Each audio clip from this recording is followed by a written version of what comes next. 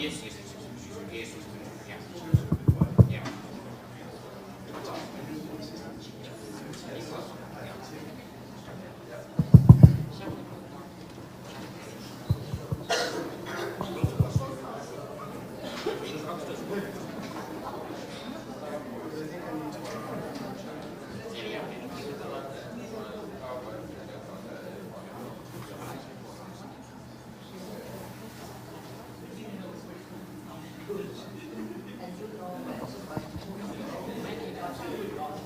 So, good morning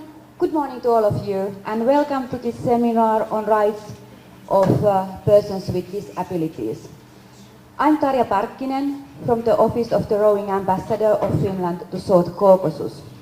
And we will start the seminar with opening remarks by Ambassador Arja Makkonen, Ambassador of Finland to Armenia, Ms. Arja Makkonen. Ambassador.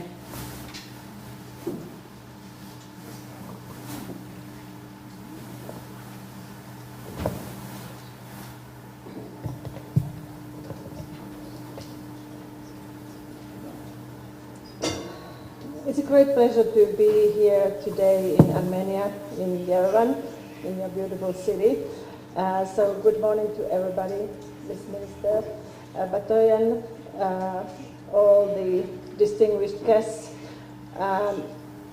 We are doing our South Caucasus tour. We have already been in Baku, we have already been in Tbilisi, and this is the final stop, our tour this time. And the topic, of course,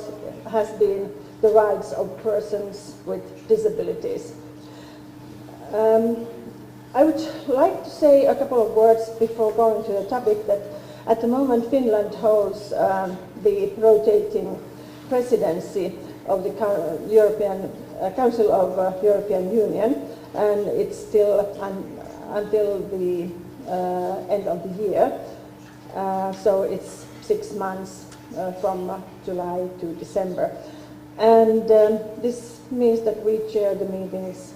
almost on every level in the Union. And priorities of our presidency have been common values and rule of law, make the EU more competitive and socially inclusive,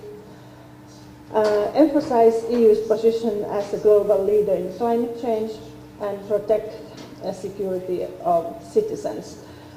As a whole, Finland emphasizes, as a small country, rules-based system, which is good for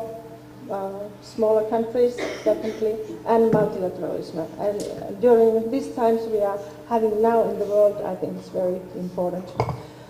The topic we are addressing today is at the very core of protecting and promoting human rights everywhere in the world. Inclusion and equality are the basic values which every one of us should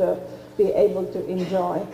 But in the real world, this ideal might seem far away, especially for persons who belong to the most vulnerable groups. Structural obstacles, attitudes, and lack of knowledge on the rights of the persons with disabilities have created barriers for their equal participation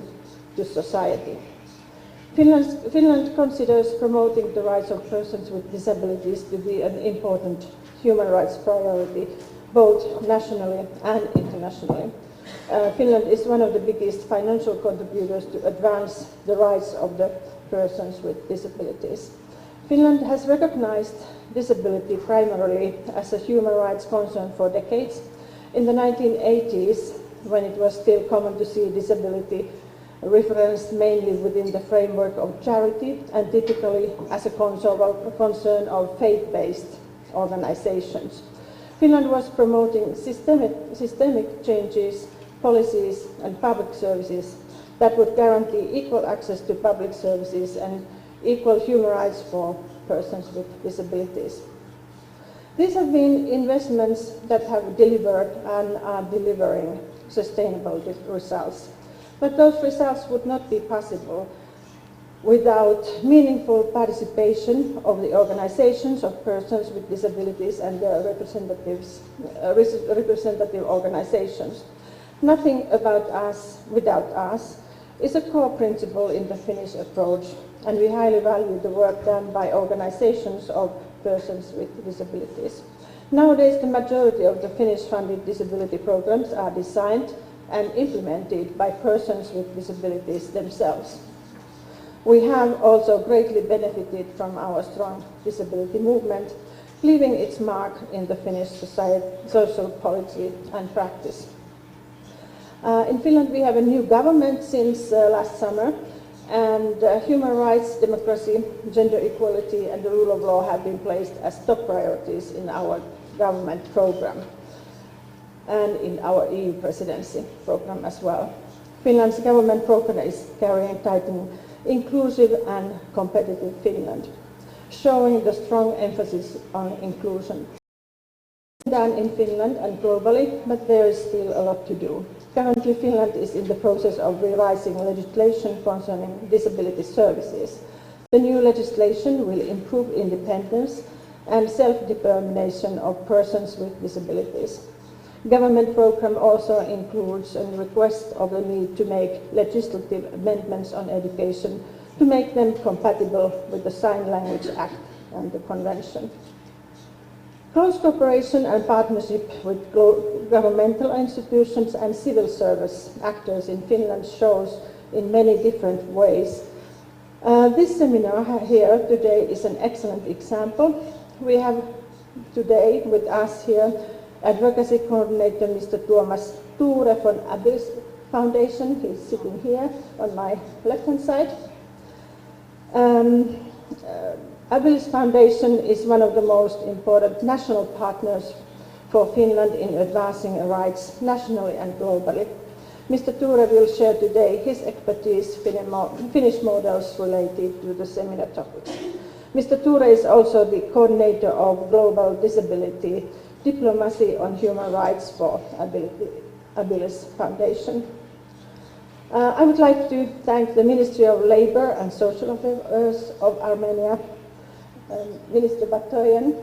and Assistant Mr. Musejov Sepian for your valuable support in co-organizing this seminar with us today. My best thanks go also to all experts and speakers who are going to contribute this seminar today. And of course the audience as well, because you have a good role here as you can ask questions anytime. And I hope that this our session will be a very interactive one. We have to make sure that voices of all persons and groups, including persons with disabilities, are heard, and this seminar will give an excellent opportunity to exchange views and expertise and learn from each other. Thank you so much.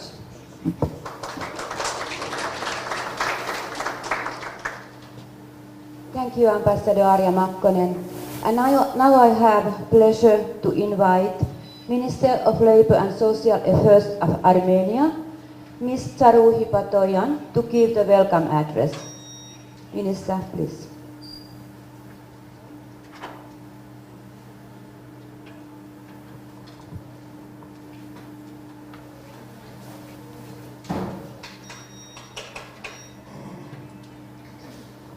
Շնորհակալություն,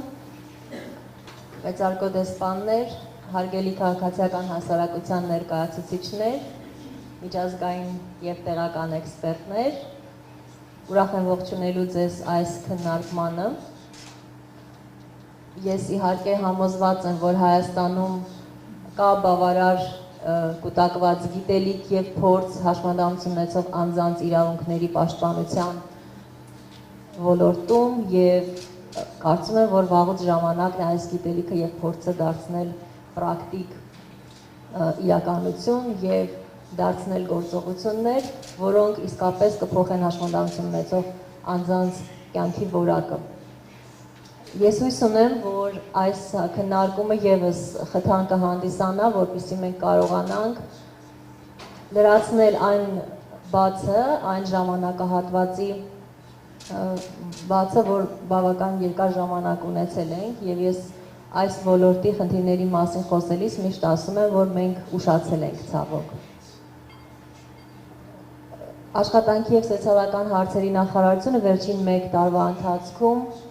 2 հիմնական ուղղություններով է աշխատել,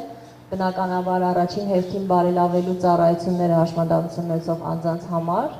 վերանայելու ծրագրերը, եւ մինչ օրս մենք այդ գործընթացը շարունակում ենք, պետք է նշեմ, որ 20 թվականի համար եւս մենք բավականին ընդլայնել ենք ծառայությունների թե շրջանակը, թե բարելավել ենք դրանց բովանդակությունը։ Մյուս ուղղությունը, որով մենք աշխատել ենք եւ կարծում եմ, որ արդեն ունենք բավականին կարևոր ձեռքբերում, օրենսդրությունն է։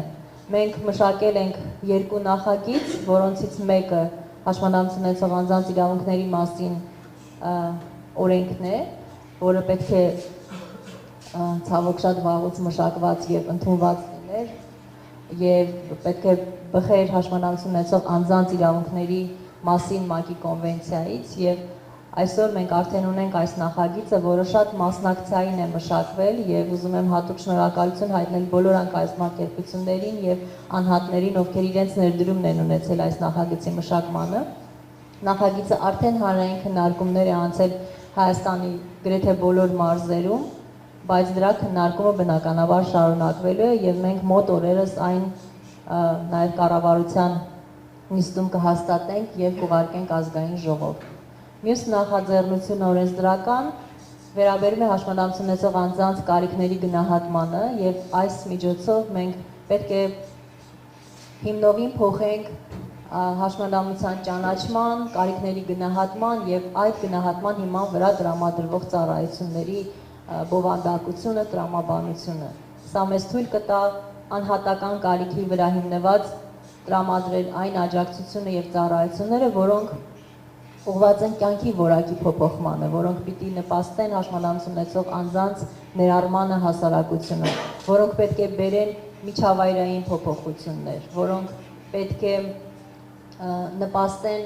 զբաղվածությանը, պետք է նպաստեն կրթության հնարավորություններին, վերաբերմունքի հետ կապված խնդիրների բարելավմանը եւ այլն, այսինքն այն ծառայությունները, որոնք պետք է մատուցվեն տարբեր գերատեսչությունների եւ տարբեր պատասխանատուների կողմից եւ հույս ունեմ, որ սա նաեւ եւս մեկ անգամ թույլ կտա կոտրելու այն կարծրատիպը, որ հաշմանդամություն ունեցող անձանց հարցերով զբաղվում է միայն մեկ նախարարություն եւ դա միայն մեկ նախարարության,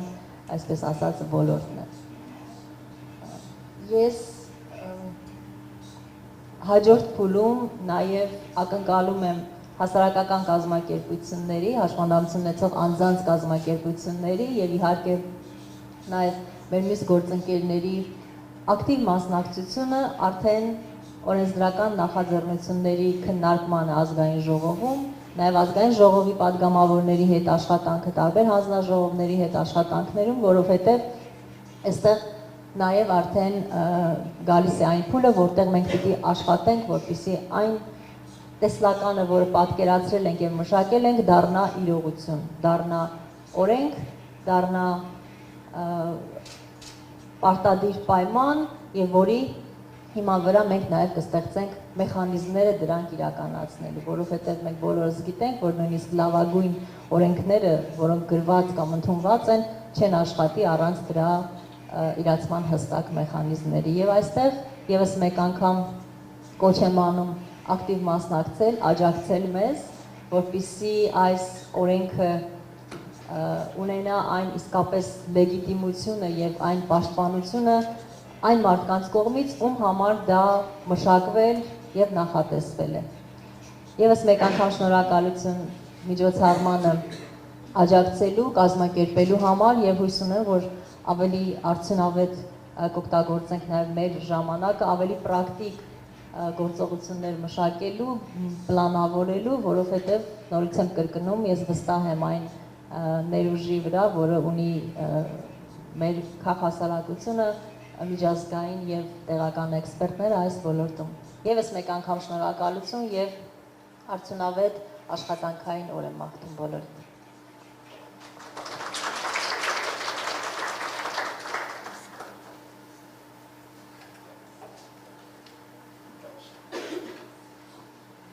Thank you, Minister,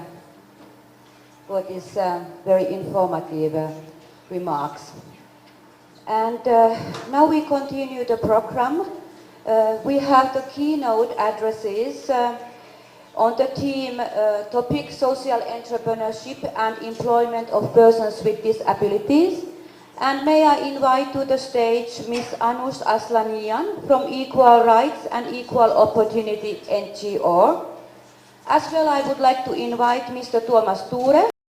Advocacy Coordinator from Abilis Foundation, to the stage. And after that, Mr. Tuomas Ture will take the floor and continue with the first panel. Please.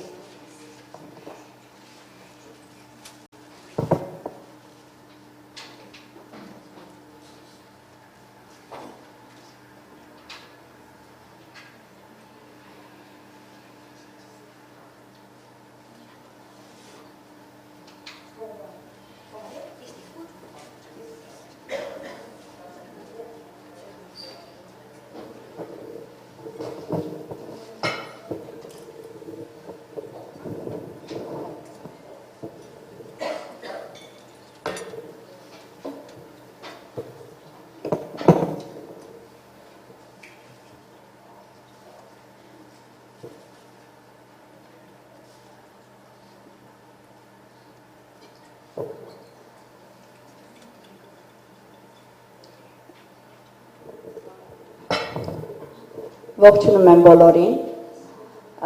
նախ ուզում եմ շնորհակալություն հայտնել հրավերի համար, իրոք ինձ համար, մեր կազմակերպության համար սա մեծ պատիվ է։ Նախքան իմ խոսքը սկսելը ես միայն ուզում եմ մեկ բան ասել, կյանքը շատ հետաքրքիր է եւ լի անակնկալներով, թե ինչու հիմա կիմանանք իմ խոսքի ընթացքում։ Անուշ Ասլանյան, քաղաք Վանաձոր, Լոռու մարզ,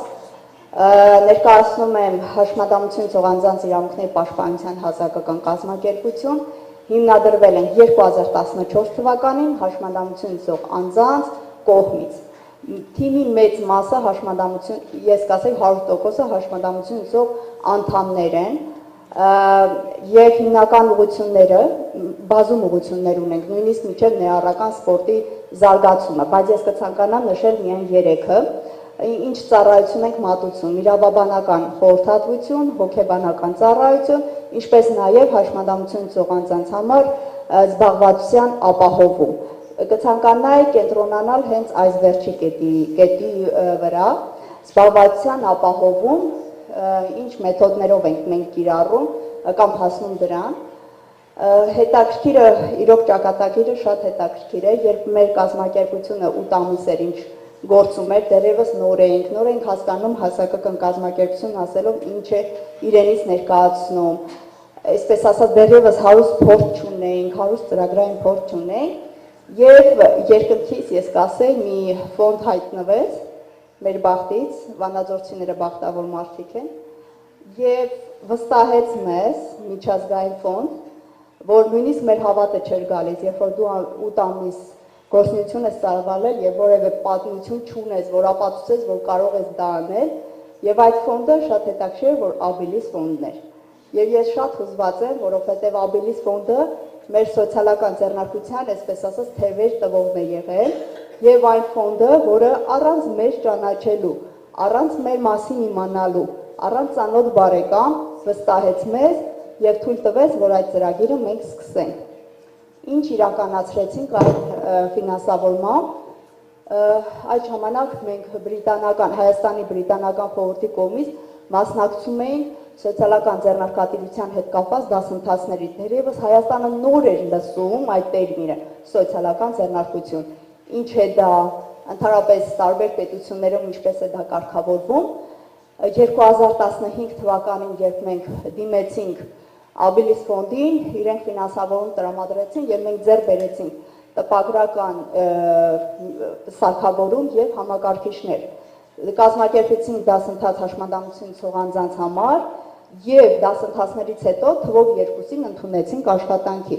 Իրենք պատրաստում են բուկլետներ, այցեքարտեր, պիտակներ եւ այլն։ Հետո թիմը ավելի խորը, այսպես ասած, էփվեց սոցիալական ձեռնարկատիրության գաղափարում, սկսեցինք խորանալ։ 2017 թվականին թիմը մտածեց Եվրամիության ֆինանսավորմամբ, լավ, հիանալի է, մենք ունենք պիտակներ, մենք կարող ենք մեր PR-ը ապահովել, հաշմանդամություն ծողանձացից երկուսին փոքր է թվում, բայց եթե երկուսն էլ ընդունենք, երկուսի կյանքն է փոխենք, դա մեզ համար մեծ աշխարհ է։ Հիմա ինչ անենք։ Մինչ այդ կազմակերպությունում գործում են ձեռքի խմբակներ, մենք պատրաստում ենք ձեռքով ավանդական հայկական տիկնիկներ, եւ ամիսը մեր շահառում է կարողանում են ընդամենը 4 տիկնիկ պատրաստել, որովհետեւ բավականին դժվար էր ասեղով առանց կարի մեքենայի դու կարես տիկնիկներ։ Գաղափար առաջացավ, որ կարելի է մեր սոցիալական ձեռնարկությանը կցենք եւ ձեռք բերենք կարի մեքենաներ, այնպիսի կարի մեքենաներ, որ եթե ես ունեմ ձեռքերի մոտորիկայի խնդիր, մեկ կնոպկա, այսպես ասած, սեղմելով, ես կարողանամ պատրաստեմ իմ տիկնիկները։ Այդպես դիմեցինք Եվրամիության ֆինանսավորմամբ եւ 2017 թվականին ստեղծվեց արդեն իրավաբանորեն REO style, EREO style սոցիալական ձեռնարկությունը, որտեղ ավելացան աշխատողների թվականակը, մենք կարի մեքենաներ ձեռք բերեցինք եւ այնտեղ հիմա աշխատում են ներկա պահին հաշմանդամություն ունեցող անձիկ։ Ինչ են նրանք պատրաստում, ես նմուշներ են բերել, այստեղ ավանդական հայկական տիկնիկներ, բայց իրենք սովորական տիկնիկներ չեն, իրենց հագուստի ներսում դուք կարող եք հայտնաբերել հայկական թեյատեսակներ, երբեմն կատակով նշում ենք, որ եթե մեր սոցիալական ձեռնարկության գործերը վատ գնան, հնարավոր է այնտեղ թեյի փոխարեն կանեփ լինի, բայց դա կատակ է, այսինքն տիկնիկը գնենք եւ ուրախանանք, բայց կատակ պահանջարկը եղավ, որ մենք արդեն տղամարդկանց էլ ուշադրություն դարձնենք եւ տղամարդիկ էլ ունենան իրենք, այսինքն զույգերով լինեն, ամբողջը ձեռքի աշխատանքը միայն որոշակի հատվածներն են, որ կարի մեքենայով են իրականացվում։ Իդեպ նշենք պիտակները, հիմա կասեք գովազդ, որովհետեւ գովազդ չի, ուղղակի շատ ոգևորված ենք, որովհետեւ այդ ֆոնդի միջոցով մենք հավատացինք մեր ուժերին։ Պիտակները իրենց 5 տարի առաջվա տված աբելիսի պրինտերների շնորհիվ ենք մենք տպագրել, մինչև հիմա մենք պահպանում ենք։ Եվ զարգացումը ինչպես ապահովվեց, Փառք Աստծո, շնորհակալ ենք նաև Հոմլենդին, պարոն թիմի գլխավորությամբ, իրենք մեզ գտան, իրենք նույնպես մեր պատվիրատուներն են, մեր ապրանքների, ինչը օգնում են։ Եվ ես միշտ ասել եմ, եթե սոցիալական ձեռնարկություն ունես, եւ քո շրջանառությունը նույնիսկ 0 է, բայց դու ապահովում ես նյութածախս եւ մարդկանց աշխատավարձ, ես գոհ եմ։ Եթե նույնիսկ 0, ուրիշներ կասեն, բա շահույթ, ինչու եք անում եւ ոչ, լավ կլիներ շահույթը, բայց եթե դու աշխատատեղեր ես ստեղծում, առավել մեծ երջանկություն է քո համար։ Ընդամենը 2 մինչ հարց ու պատասխանին անցնելը, սոցիալական ձեռնարկության հետ կապված Հայաստանում նշել ընդամենը 2, այսպես ասած, թույլ տեղ, առաջինը, որ մենք չունենք օրենսդրական կարգավորում, որն է կոչվում սոցիալական ձեռնարկություն։ Մեծ թվով ես երկիր չեմ տեսել, ով որ սահմանել է։ Դա բավականին դժվար է։ Ամեն մեկս մեզ կարող ենք համարել սոցիալական ձեռնարկություն, բայց արդյոք դա այդպես է, որովհետև մենք պիտի տարբերակենք բարեգործական, չգիտեմ, տարբեր պատասխանատվություն կրող եւ այլն կառույցների։ Ինչպես նաև հարկային դաշտ, որը շատ անկայուն է, որովհետև դու քո համար մի փոքր դժվար է այլ բիզնես սեկտորի հետ մրցակցություն մտնել, որովհետև դու մի փոքր այս թույլ չհամարեմ, բայց փորձառության պակաս, իրացման խնդիր եւ այլն։ Եվ լավ կլինի պետության կողմից ոչ թե հարկային արտոնություն լինի, այլ սպառման, խթանման աջակցություն։ Եթե արտադրության սպառումը շատ լավ լինի, դու հարկային արտոնությունների կարիք չունես։ Մեր, այսպես ասած, սկզբունքն է եւ հիանալի մեթոդ, հիանալի միջոց, հիանալի գործիք աշխատատեղեր ստեղծելու, այդ թվում հաշմանդամություն ունեցող անձանց համար, գլխավորապես, որպես այդ հարցերով զբաղվող անձ, ես շատ եմ կարևորում այդ հարցը։ Երևի թե այսքանը, շնորհակալություն, եթե հարցեր լինեն, խնդրեմ։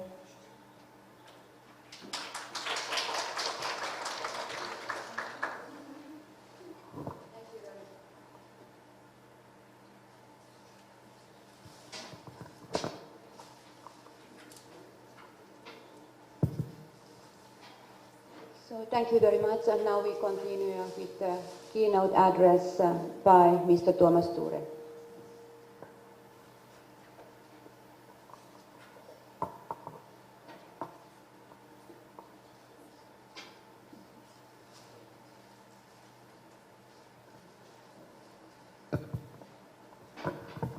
Hello. Good. Good morning, everyone. My name is Tuomas Ture, and I'm coming from Finland. I'm representing here the Abilis Foundation, and this is one of the hopefully first joint trips we're able to do with the Finnish Ministry of Foreign Affairs. We have, as I was happy that Abilis was a little bit complimented in the previous keynote. We have been operating, in our history, we have been operating in 83 countries, so quite a variety of places, but I personally haven't worked in the projects and support we have given directly to Armenian organizations, but I checked before the trip a little bit about our history baseline, and in our history we have supported 21 individual projects here in Armenia. I could brief you a little bit about the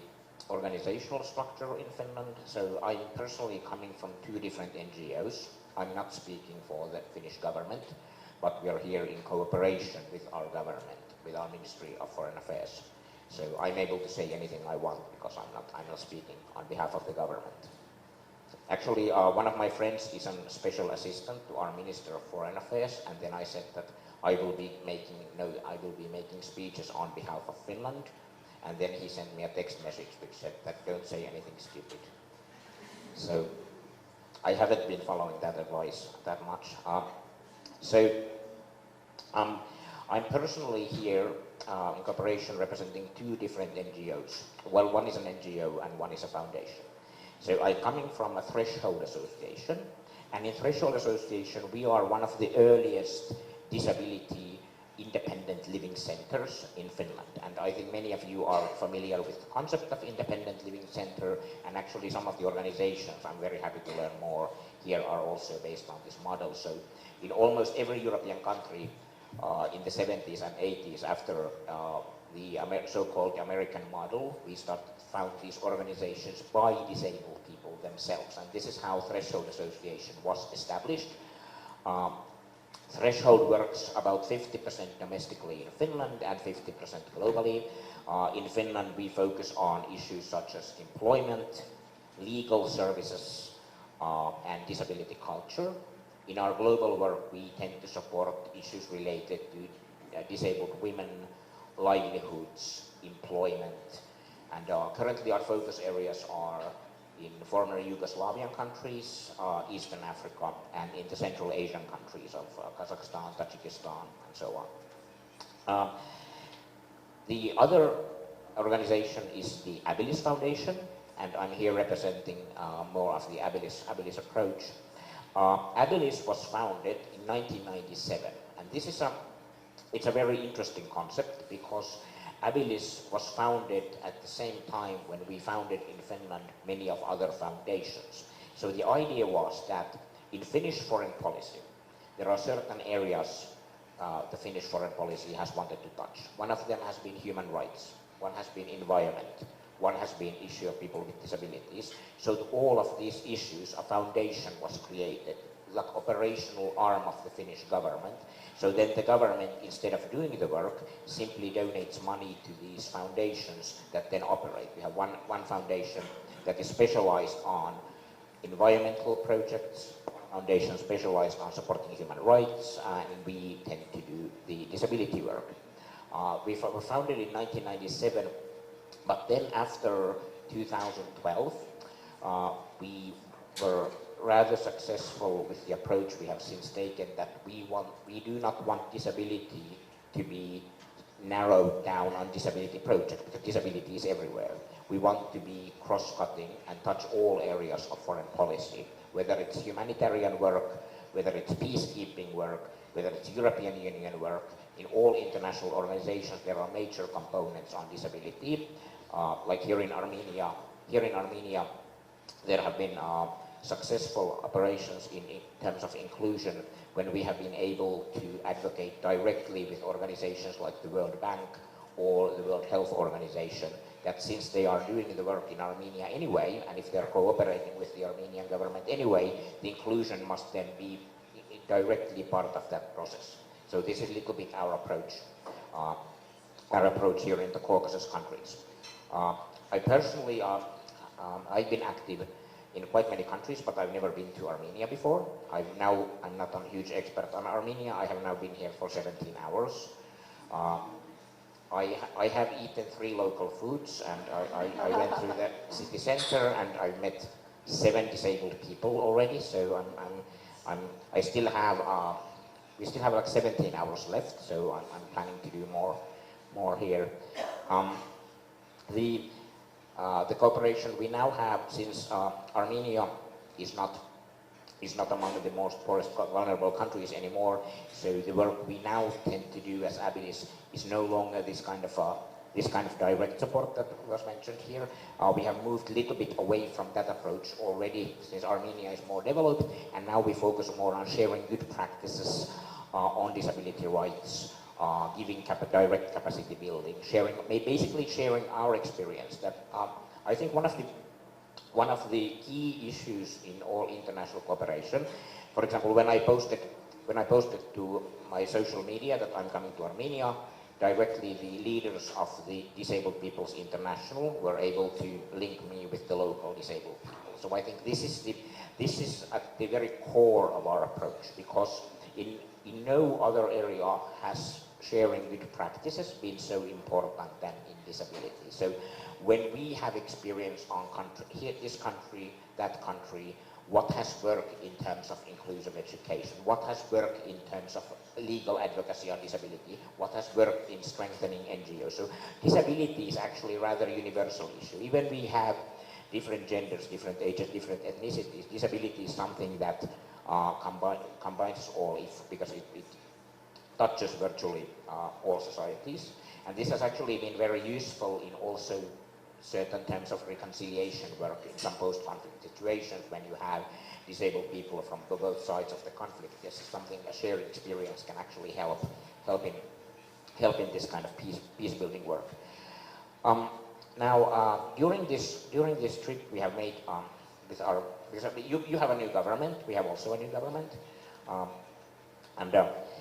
I was yesterday briefed about your respective ministers' changes. So actually yesterday, just by coincidence, I met local journalists on the street who were asking about what I'm doing in Armenia, and they actually mentioned by coincidence the deputy minister and the work this government has now done, that disability issues have now been, according to them, discussed much more than in previous decades. So I think that's a very positive development. In our new government, we were, because Finland, it's important to remember that Finland, even though it's considered a well-to-do country, Finland went through a rather difficult period in the last decade. So you are all aware of the Eurozone crisis that hit the Europe after 2010, and there was this major financial downturn. So for this reason, even though disability, both domestically in Finland and in our foreign policy, has been important, for the last decade we haven't been able to allocate any more resources. So Finland has not been able to do more on disability front. But now this has changed a little bit since the new government in Finland started in June. And in the new government's program, there is that they approach disability as a cross-cutting theme. We have a really good new foreign minister and minister of development, and I think one of the key areas that we instituted in the government program was that government could use disabled people themselves to conduct this policy, and now this kind of trips is just one of the very first examples of the work we are able to do. When it comes to this trip, it's actually been very interesting in terms of these events. They all have had lots of disability NGOs, officials, people we know, but at the same time the topics have been varying. So first seminar was focused on rehabilitation issues. Second seminar was more about inclusive education, and today we talk about work and employment, social entrepreneurship, for example. All of these issues are really interlinked. So for disabled people to gain meaningful employment, they need to be highly educated. Disabled people cannot be highly educated unless there is quality inclusive education. If people's assistive devices are not working, it doesn't matter whether the education is inclusive, they cannot go if they don't have a wheelchair. If rehabilitation is not working and people might need physical therapy, they can't go to inclusive education if they do not have access to this rehabilitation. And if they can't go to school, they can't educate themselves. And if they can't be educated, they can't be employed. So I don't think we can approach social entrepreneurship and employment of people with disabilities as a separate topic from all the other. It's very much connotated there. So I think there is what I hope to learn a little bit more today is like the Armenian disability baseline. Like, okay, this is how we have progressed with physical accessibility. This is how people receive assistive devices. This is the kind of social security network that's available. This is the number of children that have access to education, and so on. So I think the whole topic of employment is interlinked to what is the status of disabled people in Armenia, and I'm happy that we have lots of disabled experts giving speeches today, so we can tackle a little bit of this issue. I would like to point out that when Finland conducts its foreign policy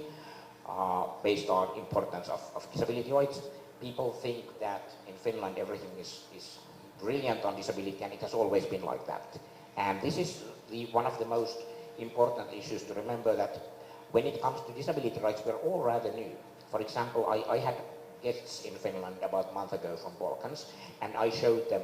that in Finland all of the metro systems and all of the buses are accessible. And then they were like, wow.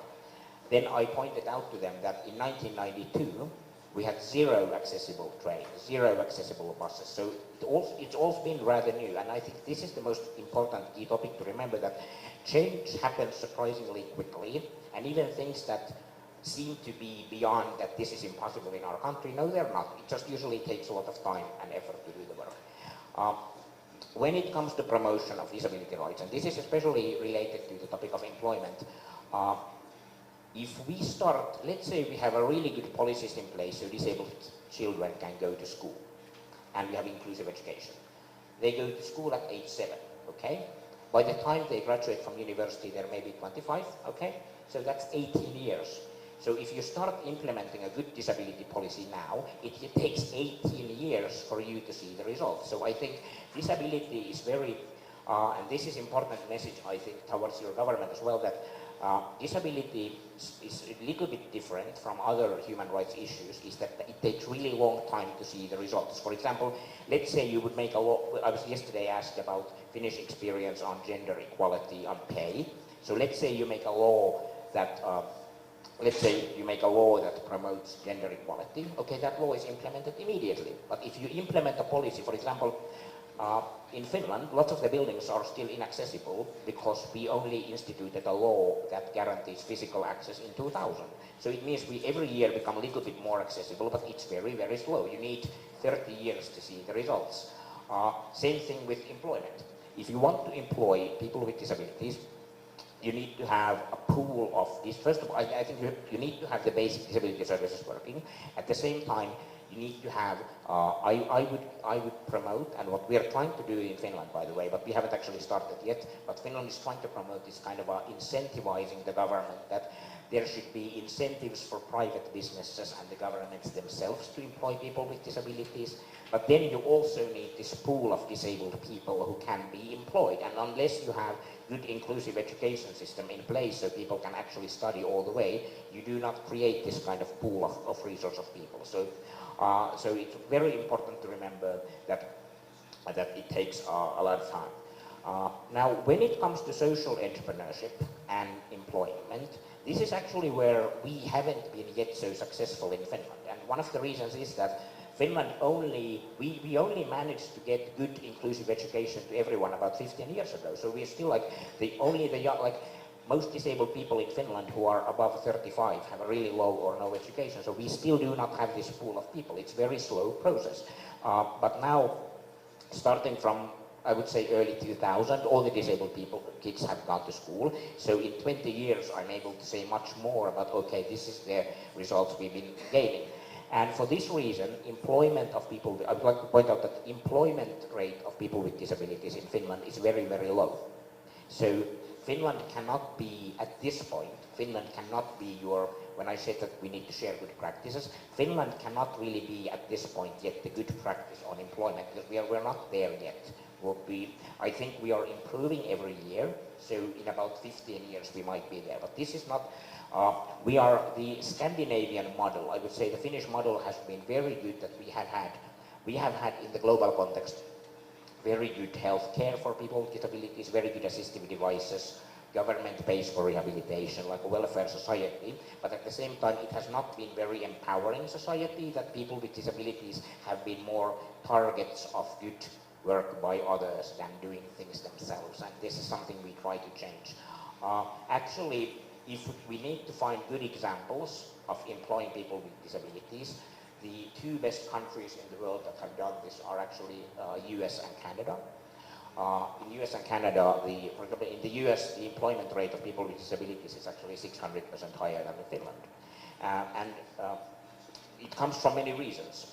Because in the US, they did their human rights law, which means everything is accessible. They made it 40 years ago. So since they made it like much earlier than others, all the surroundings are accessible. And what they have done, and I think this would be this is what we try to lobby in our government, and I think this would be very good to advocate here, is that one of the very good models that US has instituted is that the government is a major contractor. So for example, the government buys a lot of things from businesses, right? In this country, government does a lot. So in the US, if the government does something with business, they send out a questionnaire that, do you employ this ethnic minority?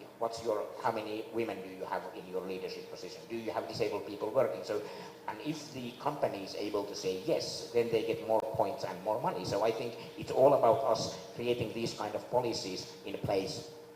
that make it easier for businesses, or make it actually, because businesses are not charities. I mean, businesses need to be profitable, so we need to create a system where it's actually profitable to employ people with disabilities. And when it comes to social entrepreneurship,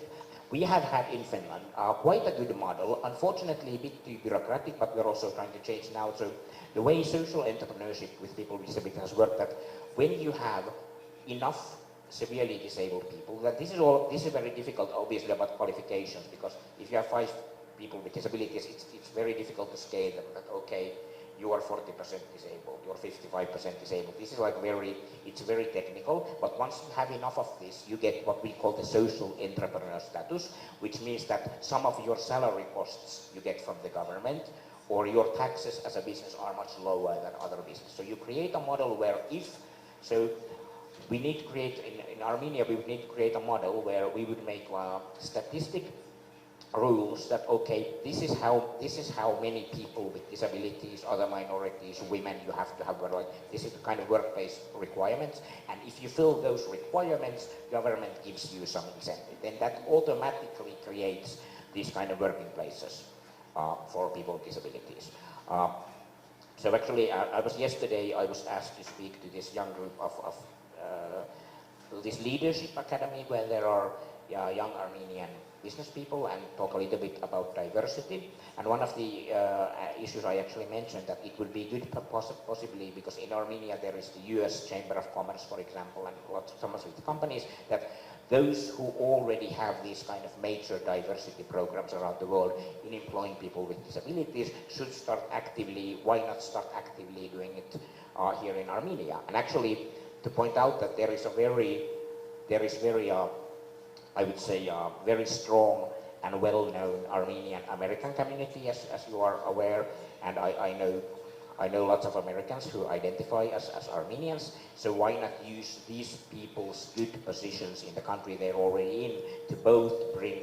employment and investments to Armenia, but at the same time bring these good practices on development. And this is one of the ideas why we want to have these kind of roundtables like we're here today, is simply for me especially, to learn a little bit about that, in order to share what good practices we might have on this issue in Finland, or this is something where we need to improve. I would like to hear very much about the baseline, that these are the most urgent needs of people with disabilities currently in Armenia, and if you want to improve something, these are your priorities at the moment. Okay, thank you.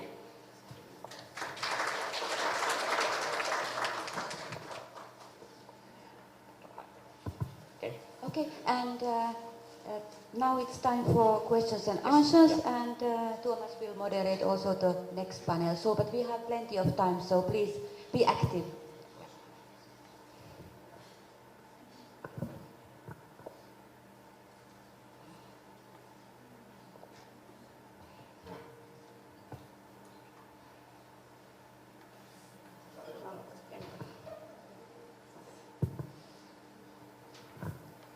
morning. My name is Maya Simonian. I am from UNICEF. Very important event, and thank you very much for your presentation. Both of them were very interesting. My question is more directed to Thomas. Thank you very much that you mentioned about the importance of the education in terms of having independent life when the people become adults.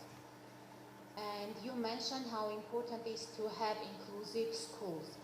Probably you know that Armenia has already started this inclusive education. But unfortunately, the country starts from the school, which means that the children at the age of 6 coming to school. But could you please share the experience on Finland related to the preschool age, starting from 0 to 6? Thank you. Yeah. In Finland,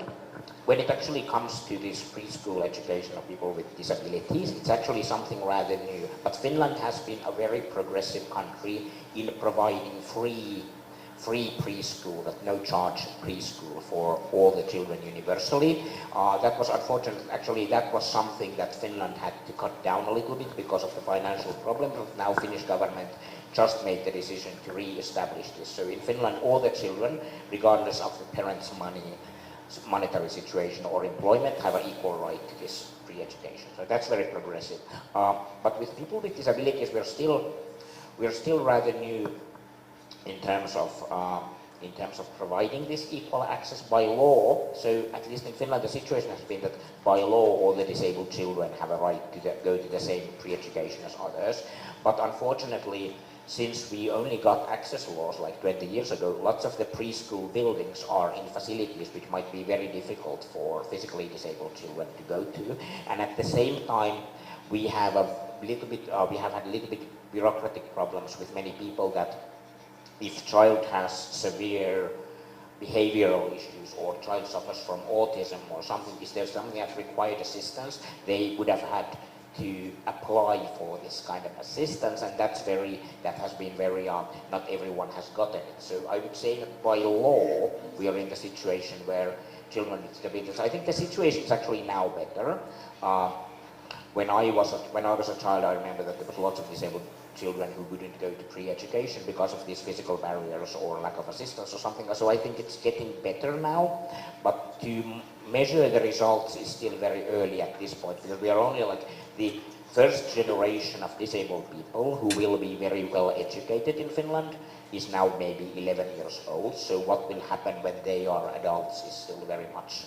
in question. So this is why when I learned about this, that Armenia has instituted this policy, it's very important to be quite patient about issues like this. And I think this is something that all the international actors, I don't yet know about UNICEF work in the country, that I think this is why it's very important to integrate these disability rights to organizations that are here. World Health Organization is working in Armenia, UNICEF is working in Armenia. So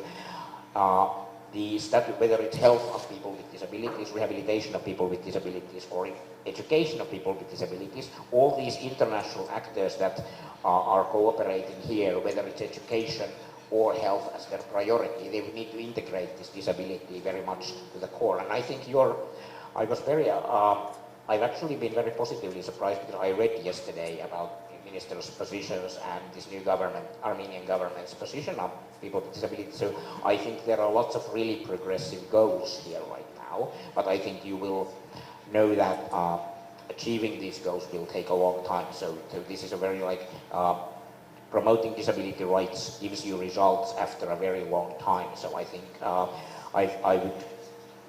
in a very good way that, for example, if Armenian disability community wants to prioritize, I think it's good to identify where we are now with people with disabilities and where we want to be in 25 years, because changes happen very slowly.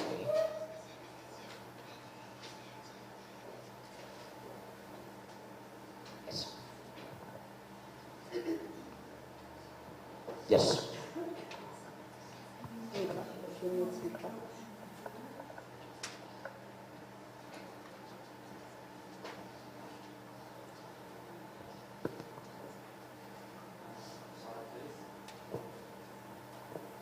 Բարև ձեզ, շնորհակալություն, Սիփան Ասատրյան։ Ես կցանկանայի մի փոքր եթե կարելի է ներկայացնեք, թե ինչպես է հիմա Ֆինլանդիայում գործում, այսպես ասած, կրթական համակարգը։ Դուք ունեք հատուկ դպրոցներ, թե անցել եք համընդհանուր ներառականության եւ հատուկ դպրոցները վերածվել են ուրիշ, կառույցների միգուցե, թե դրանք շարունակում են գործունեություն ծավալել որպես հատուկ դպրոցներ, եւ երբ է ներառական կրթությունը սկսվել իրականացվել Ֆինլանդիայում եւ արդյոք դրա ներդրման ժամանակ բախումներ եղել են հաշմանդամություն չունեցող երեխաների ծնողների կամ դպրոցի ուսուցիչների կամ ընդհանրապես մարդկանց, միջև, այսինքն ինչպես է ընդունվել հաշմանդամություն ունեցող երեխաների մուտքը հանրակրթական հաստատություններ, շնորհակալություն։ Մի պատմական ակնարկ, եթե կարելի է շատ թեթև կատարեիք։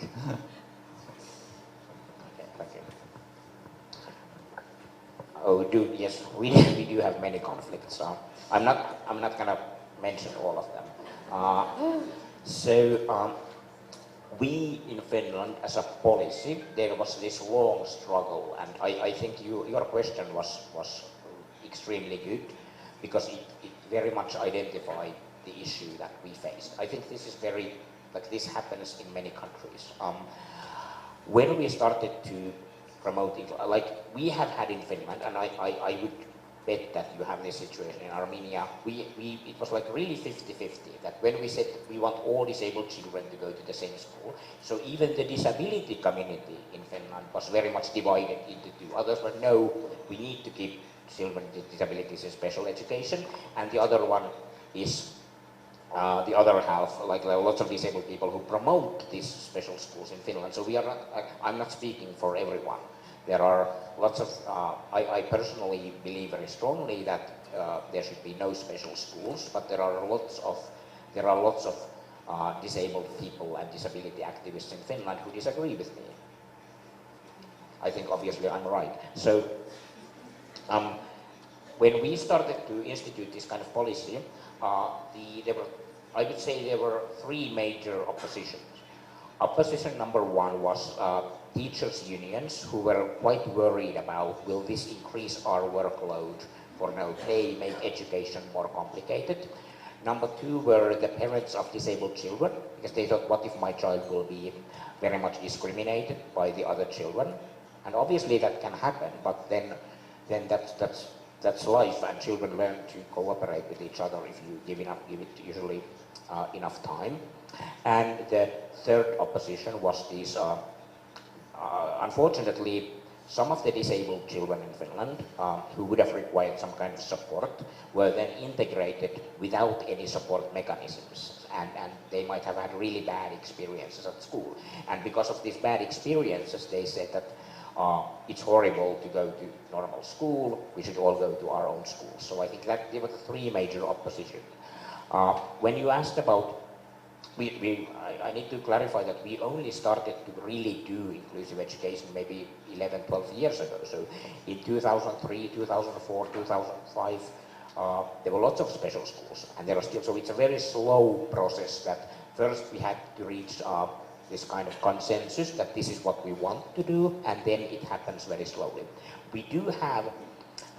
certain special schools. For example, blind people in Finland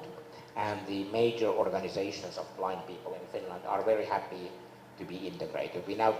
overwhelmingly, practically we no longer have blind schools. Blind children will be integrated to normal education.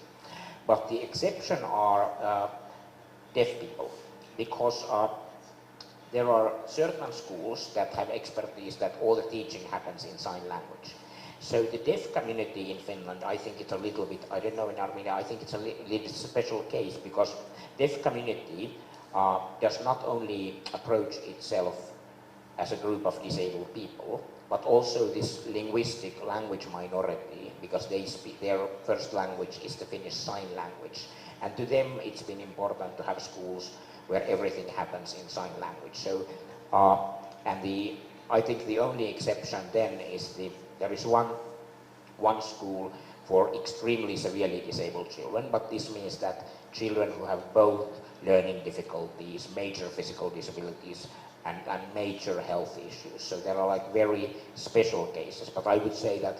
more than 90% of the disabled children are probably integrated to normal education. And then there is obviously the question that what about people with learning difficulties, for example, if this child with a Down syndrome or something, they usually, I would say 10 years ago, all went to special schools, but now there is slow integration in the terms that they can be in some classes with other kids, and then if they proceed in different phases, then they can be in some classes separately. But I would also like to, one of the good ways to integrate is that even if you have severe learning difficulties and you can't go to the same class, they could still be in the same building as all the other children. That's also inclusion, because then people,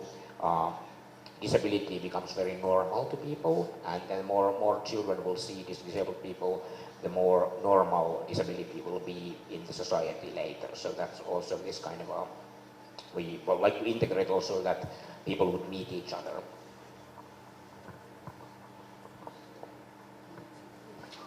Good morning, everyone.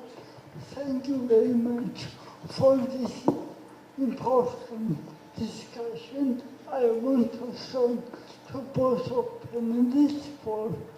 for informative presentation. My question is to Thomas. Thomas, you mentioned that in Finland you have challenges in employment of persons with disabilities. Thomas, you mentioned that in Finland,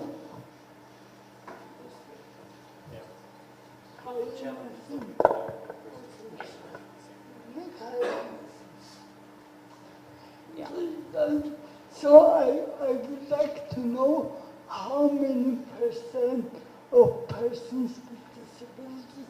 are employed, because in Armenia employment of persons with disabilities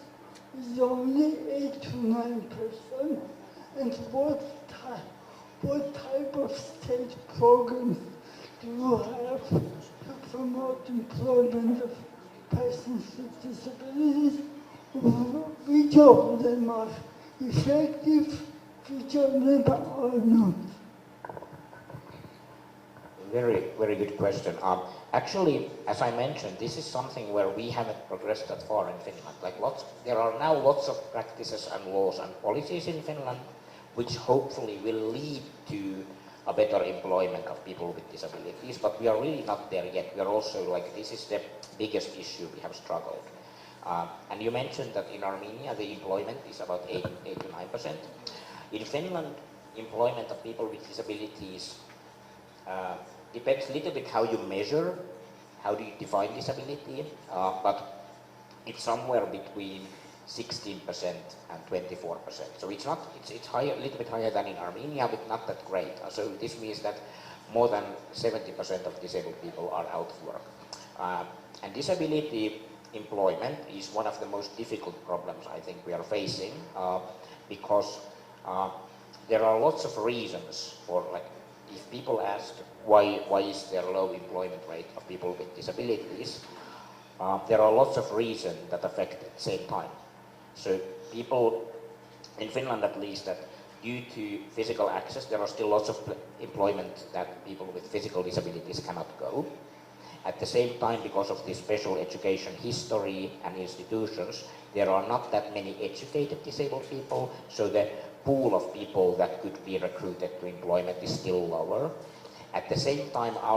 we have a little bit complicated social security system, so to some disabled people who get government benefits, if they take up employment, they will actually lose lots of the benefits. It's been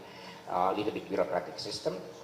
And at the same time, there have been these support mechanisms for employers that these are the support you get if you hire people with disabilities, but that has been a little bit bureaucratic. I can give you an example that if you want to employ a person with a disability, and there are 2 steps to the office where he would work, he or she would work, and you need to build a ramp. The government actually provides this kind of, the government says, okay, we will do this modification if it means employment, but then the application process for this ramp can be you get the decision 4 months later. But if you want to hire a person, you want them to start tomorrow. Well, who is going to wait for 4 months for this decision? So this is like a very practical example. But one of the things that new government is actually doing, so our new employment minister actually now instituted, so they increased with 20 million euros this funding, and this funding will be used for like salary support, which means that if a person is it's not just disabled, but disabled are the core group, but if there are persons who belong to a group which is lowly, not well employed, like some ethnic minorities,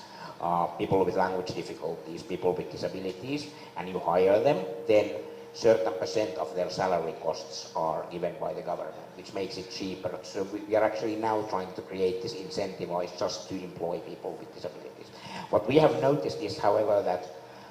if people with disabilities become employed, they often remain very well in the working life. But getting the first job is usually, even in Finland, very difficult, because to get a job, you need to have work experience, and in order to get work experience, you would need to get a job. So we have lots of disabled people who are in this kind of limbo that you can't. So I think this is a very common experience also here.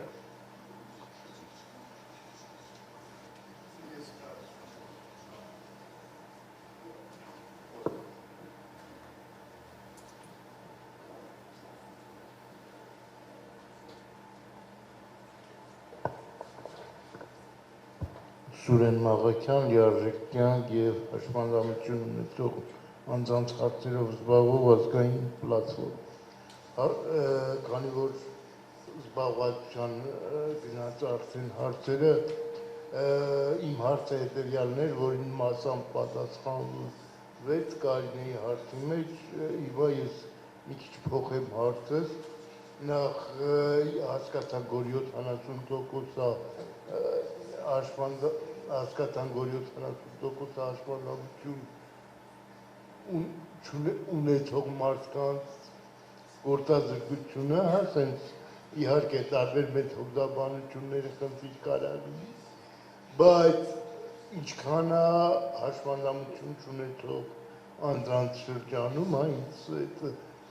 տարբերությունն է հետաքրքիր և մյուս զբաղվածության հետ կապված ինչպես եք դուք այդ իմ հարցը դրան էր վերաբերվում սոցիալական երաշխիքները և զբաղվածությունը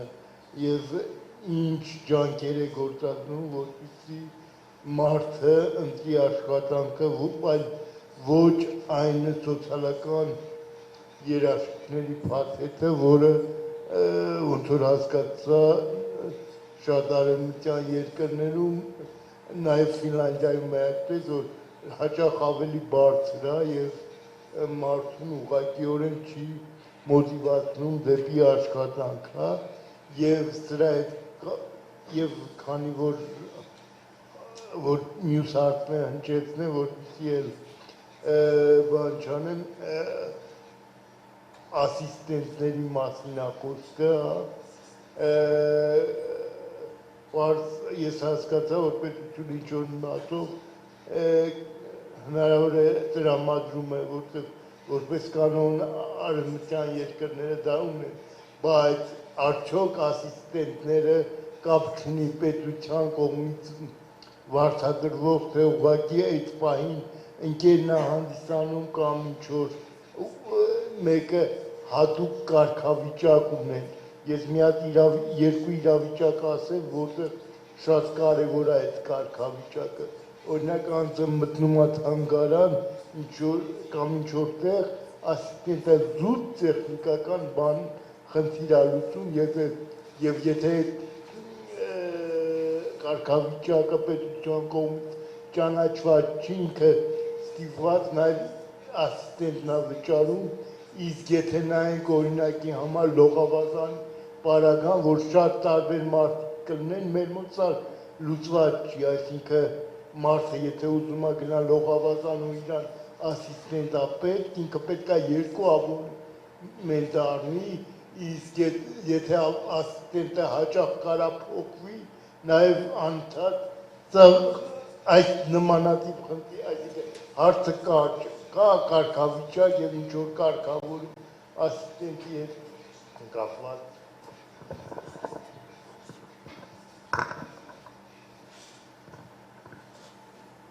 Yes, very good questions. I try to answer them quickly so we can move to the next session, but we can continue this discussion also later. Personal assistance was the biggest struggle we have had in Finland because during the 80s and 90s and 2000s, lots of disabled people were able to receive assistance, but it was based on their individual condition, and some people were given it and some people were not given it. But then in 2008, we passed our most recent disability law, which means that all people with severe disabilities enough can get certain amount of hours of personal assistance. But actually, obviously the hours are limited, but still everyone gets some kind of assistance. Then with these hours, the way our system works is that with these hours, you can then choose the person you want to assist you, and they get paid by the government of these. But people with disabilities are the employer. So the person who is doing the assisting is always working directly for the person, but when the person pays him the salary, then they get the money from the government. So it's very individual. Your question about this kind of assistance issues is actually very relevant, that we now have a law in Finland that in public transportation, if you have your disability assistance, that can come for free. But in all free time at venues, it's a little bit based on that place's policy. We do not yet have a law on this. So for example, in Helsinki, there are 3 theaters, and in one of them, if you're with a wheelchair, you can bring assistance for free. In one of them, I think assistance has to pay, and one says assistant can come with 50% discount. So it really depends where you go. We do not yet, there is lots of lawyers in Finland think that because of our equality law, people with disabilities should always get their assistance for free, but that's not yet completely practiced. But it's slowly improving. And this personal assistance is actually, first of all, it has made disabled people very independent, and that's actually quite smart thing by the government, because if you institute a law like this personal assistance, it actually, first of all, it makes it possible for almost everyone to live outside of any kind of institutions and hospital support and anything like this, which is really expensive. And at the same time, with assistance, people with disabilities can be employed more, and more people are employed, the better it's for the society. But I would say that 70% at least are unemployed. And some of them have this, it's a very complicated issue with the benefits, but one practical example, what we have been struggling is that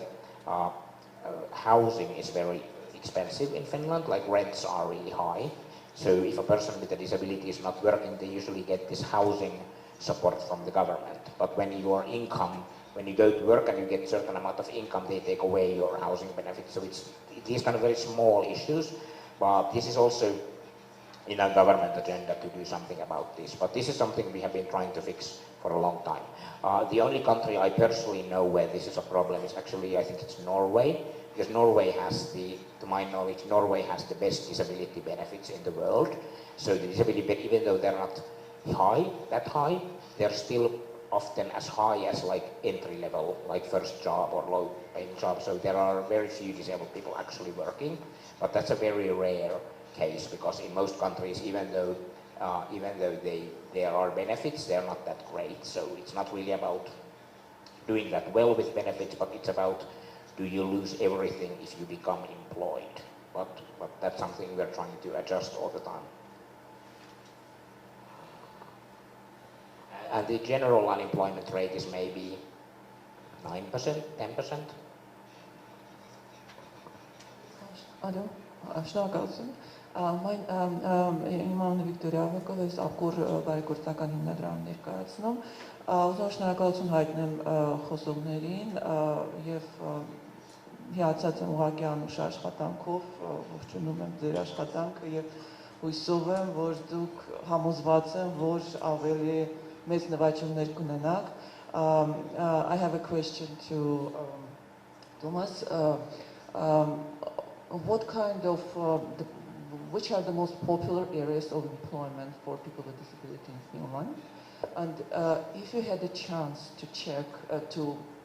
study the labor market in Armenia, so what opportunities you see here for people with disability?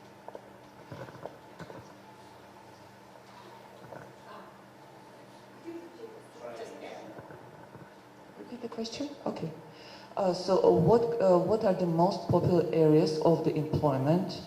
in Finland for people with disability? And if you had a chance to look through to study the market in Armenia, what the opportunities you see for people with disability in Armenia?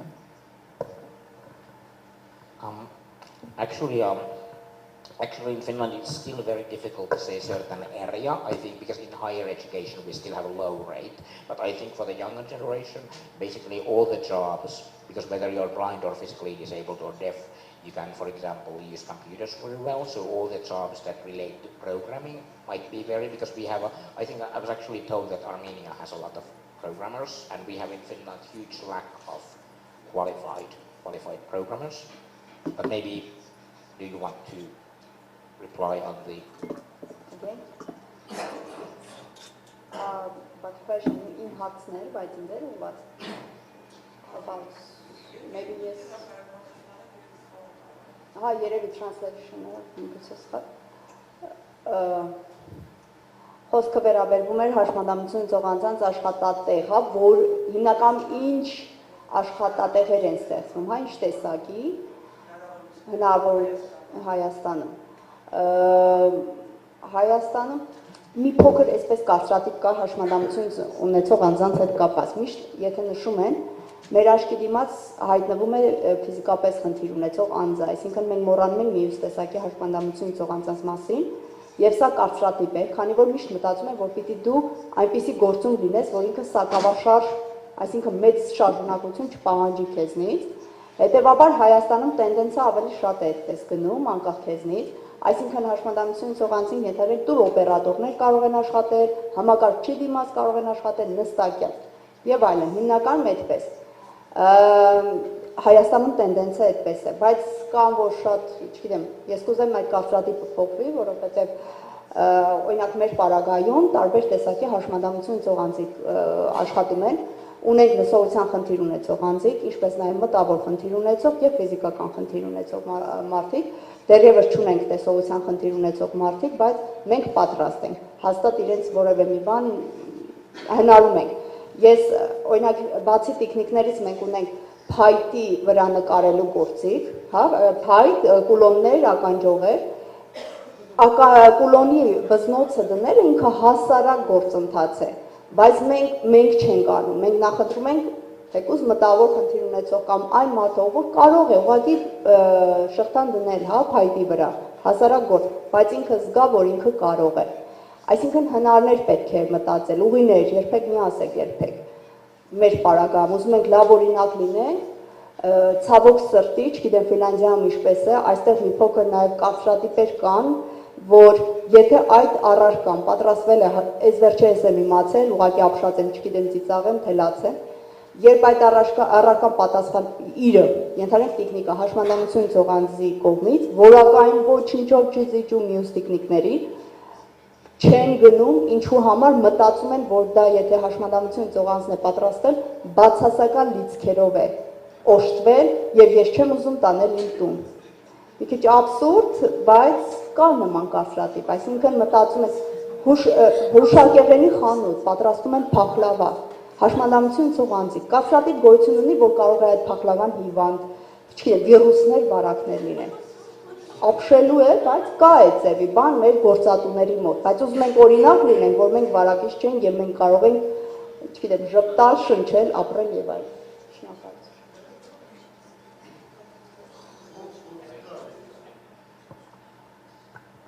So we can continue maybe this discussion a little bit later, but we have to move to the next panel now.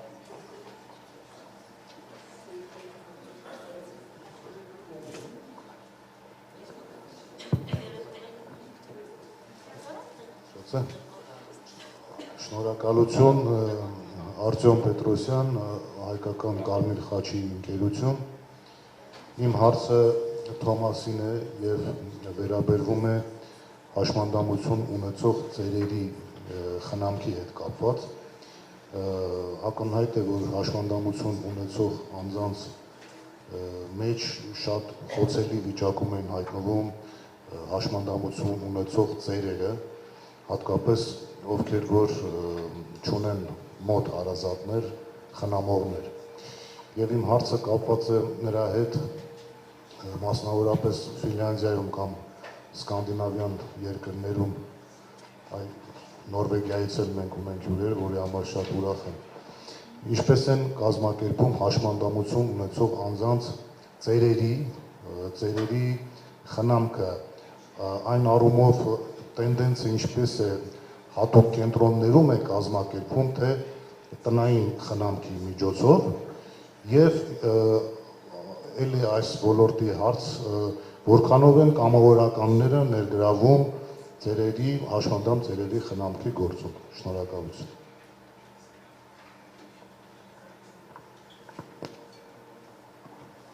Okay, I'll try to answer very quickly, so we can start with the next panel, but we can discuss this more. This is actually an issue that's currently being debated a lot, because one of the problems in Finland has been that when we created certain benefits for people with disabilities, the way the laws are written is that if you are in difficult physical condition, you can get this service. But then when people become old, obviously their mobility goes lower and it becomes difficult. So some of the elderly people who I wouldn't say are disabled do get some of these benefits. So it's a very complicated system when you have laws for elderly and laws for disabled, and we are currently trying actually to make new laws to make the situation clearer, so that if a person already has a disability before they become old, then they should keep their disability services. I would say that elderly with disabilities is something rather new still, because lots of the disabled people, because of medical care and other reasons, didn't live that long 30 years ago. So we didn't have this experience of having very old people with disabilities. But generally, the home care, we have moved from, I think, also to save as much money as make cost effective. The policy in Finland is to everyone, old, disabled or not, should live at home as long as possible. So when there is an elderly situation where people need lots of direct support, as long as possible, government wants to bring that service to home without any institution or facility in this policy. So that's currently the trend we're having. Okay, thank you. And we will move now to the next session. So we will now have, before lunch, we will now have the first panel with 3 people. And can I invite all the 3 panelists already here on the stage? We have Karine Grigoryan from Agate NGO. We have Mrs. Arem Melkonian and Mr. Vardan Petrosyan.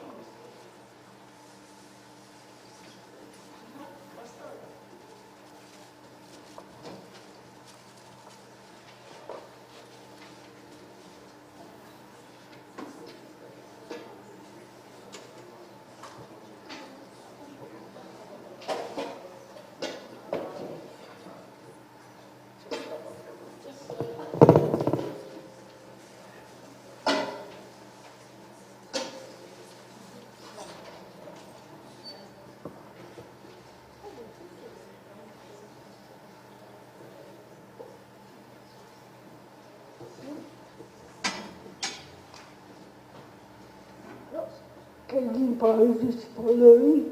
իսպես նշեցի, ես ներգայացնում եմ կրնու ագատ հաշմանդամություն ունեցող կանանց իրավունքների պաշտպանության հեքեն,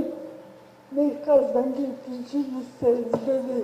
2007 թվականին և ստեղծման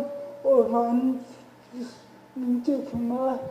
իրականացրել ենք ավելի քան 50 տեղական միջազգային ծրագրեր, պետք է ուրախությամբ ասեմ, որ մեր կազմակերպությունը Հայաստանի առաջինն էր հաշմանդամություն ունեցող անձանց կազմակերպություններից, որ համագործակցել է Աբիլիսինալյանի հետ երկու անգամ և մենք երաշխավորագիր ենք տվել և որպեսզի Աբիլիսինալյանը աշխատի Հայաստանի հավասար հնարավորություններ հկայի և մենք կարող ենք հկայի հետ։ Այս մեր կազմակերպությունը իրականացրել է բազմաթիվ շահերի պաշտպանության, իրազեկության պաշտպանության, միջազգային փոխանցման ծրագրեր, բայց մեր հիմնական առաքելությունն է, որպեսզի մենք կարողանանք Հայաստանի օրենսդրությունը, քաղաքականությունը և ծրագրերը ներառական դարձնել գենդերային և հաշմանդամության տեսանկյունից։ Մենք հավատում ենք, որպեսզի հաշմանդամություն ունեցող կանանց իրավունքները պաշտպանվեն, նրանք հաշմանդամություն ունեցող կանանց իրենք պետք է լինեն իրենց իրավունքների մասին բարձրաձայնողը և դրա համար մենք իրականացրել ենք բազմաթիվ առաջնորդության դասընթացներ Հայաստանում և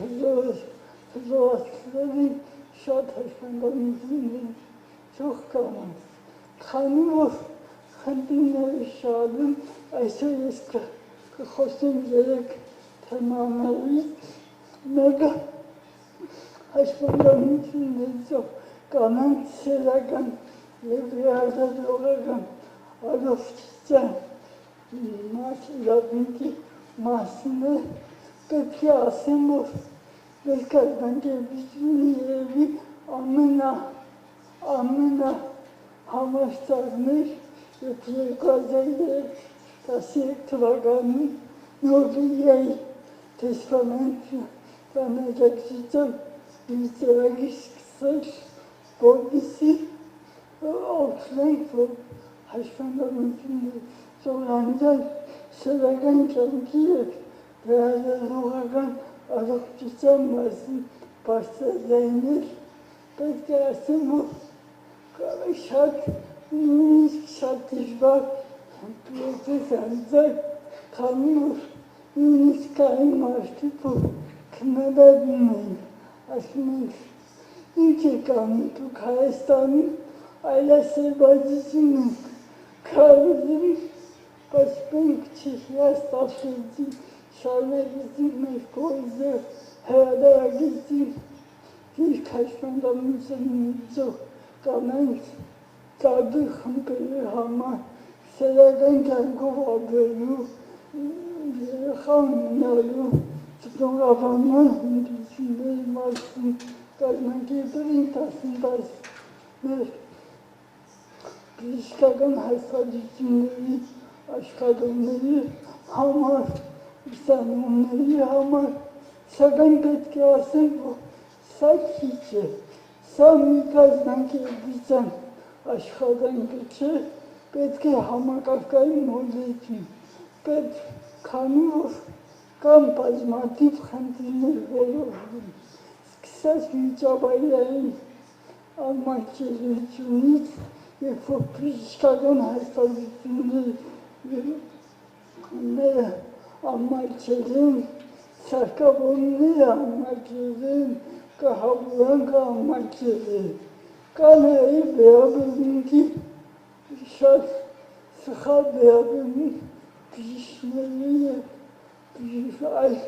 աշխատակիցների կողմից, երբ որ հաշմանդամություն ունեցող կինը գնում է, ասենք, եթե սրաբարակ է ստացել կամ այլ, նրանք չեն հավատում, որ հաշմանդամություն ունեցող կինը կարող է ապրել սեռական կյանքով կամ կարող է երեխա ունենալ և այսպես այս ամենը ծայրում է խոչընդոտ, որպեսզի հաշմանդամություն ունեցող կանանք այլևս չեն ընդունել բժիշկի։ Նաև կա ինֆորմացիայի խնդիր, քանի որ կրկին սեռական և վերականգնողական առողջության վերաբերվող նյութերը ինֆորմացիան մատչելիք է տեսողության խնդիրներով անձանց համար, մտավոր խնդիրներով անձանց համար, ինչպես նշեցի, կա համակարգային բուժման անհրաժեշտություն։ Մյուս խնդիրը, որ մասին խոսել, հաշմանդամություն ունեցող կանանց նկատմամբ գենդերային բռնության խնդիրն է, մեր կազմակերպությունը իրականացրել է հետազոտություն և հաշմանդամություն ունեցող կանանց շրջանի և այն կազմակերպությունների շրջանի, որոնք մատուցում են ծառայություն բռնության ենթարկված անձանց։ Հետազոտությունից պարզվել է, որ այն կազմակերպությունները, ապաստարանները և բռնության ենթարկված անձանց համար սոցիալական աջակցության ծառայությունները դրանք անմատչելի են, և ֆիզիկական մատչելիության տեսանկյունից մասնագետների վերապատասխան, ինչպես նաև այդ հաստատությունների մասին ինֆորմացիան ևս անմատչելի է, իսկ հաշմանդամություն ունեցող կանանց շրջանում անցկացած հետազոտությունը ցույց տվեց, որ նրանք ենթարկվում են բռնության ավելի շատ, քան ոչ հաշմանդամություն ունեցող անձիկ, սակայն նրանց մեծ մասը չեն հասկանում, որ դա բռնություն է։ Դրա համար կարիք կա կրկին մեծ ջանքեր ունենք, որպեսզի իրազեկությունը պարզեցնեն հաշմանդամություն ունեցող անձանց կանանց տարբեր խմբերի շրջանում, որպեսզի նրանք հասկանան ինչ է բռնություն և դիմեն համապատասխան կառույցների, ինչպես նաև աշխատանք պետք է անել բռնության ենթարկված անձանց ծառայություն մատուցող հաստատությունների հետ, ում խնդրանքն է աշխատանքի և սոցիալական հարցերի նախարարությունը հաջորդ տարի եթե պատվիրակում են ծառայություններ այդպիսի հաստատություններին անգամ հաշվի մատչելիությունը և աշխատակիցների պատասխանատվությունը։ Մյուս խնդիրը ևս հաշմանդամություն ունեցող կանանց քաղաքական մասնակցության խնդիրը կրկին հետազոտությունը արել կազմակերպությունը և պարզվեց, որ հաշմանդամություն ունեցող կանանք ավելի քիչ քաղաքական մասնակցություն են ունենում, քան հաշմանդամություն ունեցող տղամարդիկ և ոչ հաշմանդամ կանանք։ Դրա համար, քանի որ այժմ օրենսդրական բարեփոխումներ իրականանում նաև կուսակցությունների մասին օրենքում պետք է մենք մեծ ջանքեր ուղղենք, որպեսզի այդ օրենսդրությունը դառնա որքան հնարավոր է ներառական և ընկնեն ավելի շատ հաշմանդամություն ունեցող կանանց քաղաքական կյանքում, քանի որ շատ կարևոր է, որ հաշմանդամություն ունեցող կանանք լինեն որոշում կայացողների նկատմամբ։ խնդիրների շատ է, եթե խոսեմ մի ամբողջով կարող ենք խոսել, բայց ես ուզում եմ, որ բոլոր սրանից հետո կենտրոնանանք ոչ թե խնդիրների վրա, այլ լուծումների վրա, քանի որ մենք հավաքվել ենք այստեղ խոսում ենք, բայց Հայաստանում մենք ունենք բազում հաշմանդամություն ունեցող անձինք, ովքեր իրենց տանը միգուսացված են, չեն կարող իսկ ամեն օր ենթարկվում են բռնության և խտրականության։ Ու և պետք է անենք հիմա, եթե ուշացնենք, վաղը մեզ կպահանջվի ավելի շատ ռեսուրսներ և ավելի շատ ջանքեր։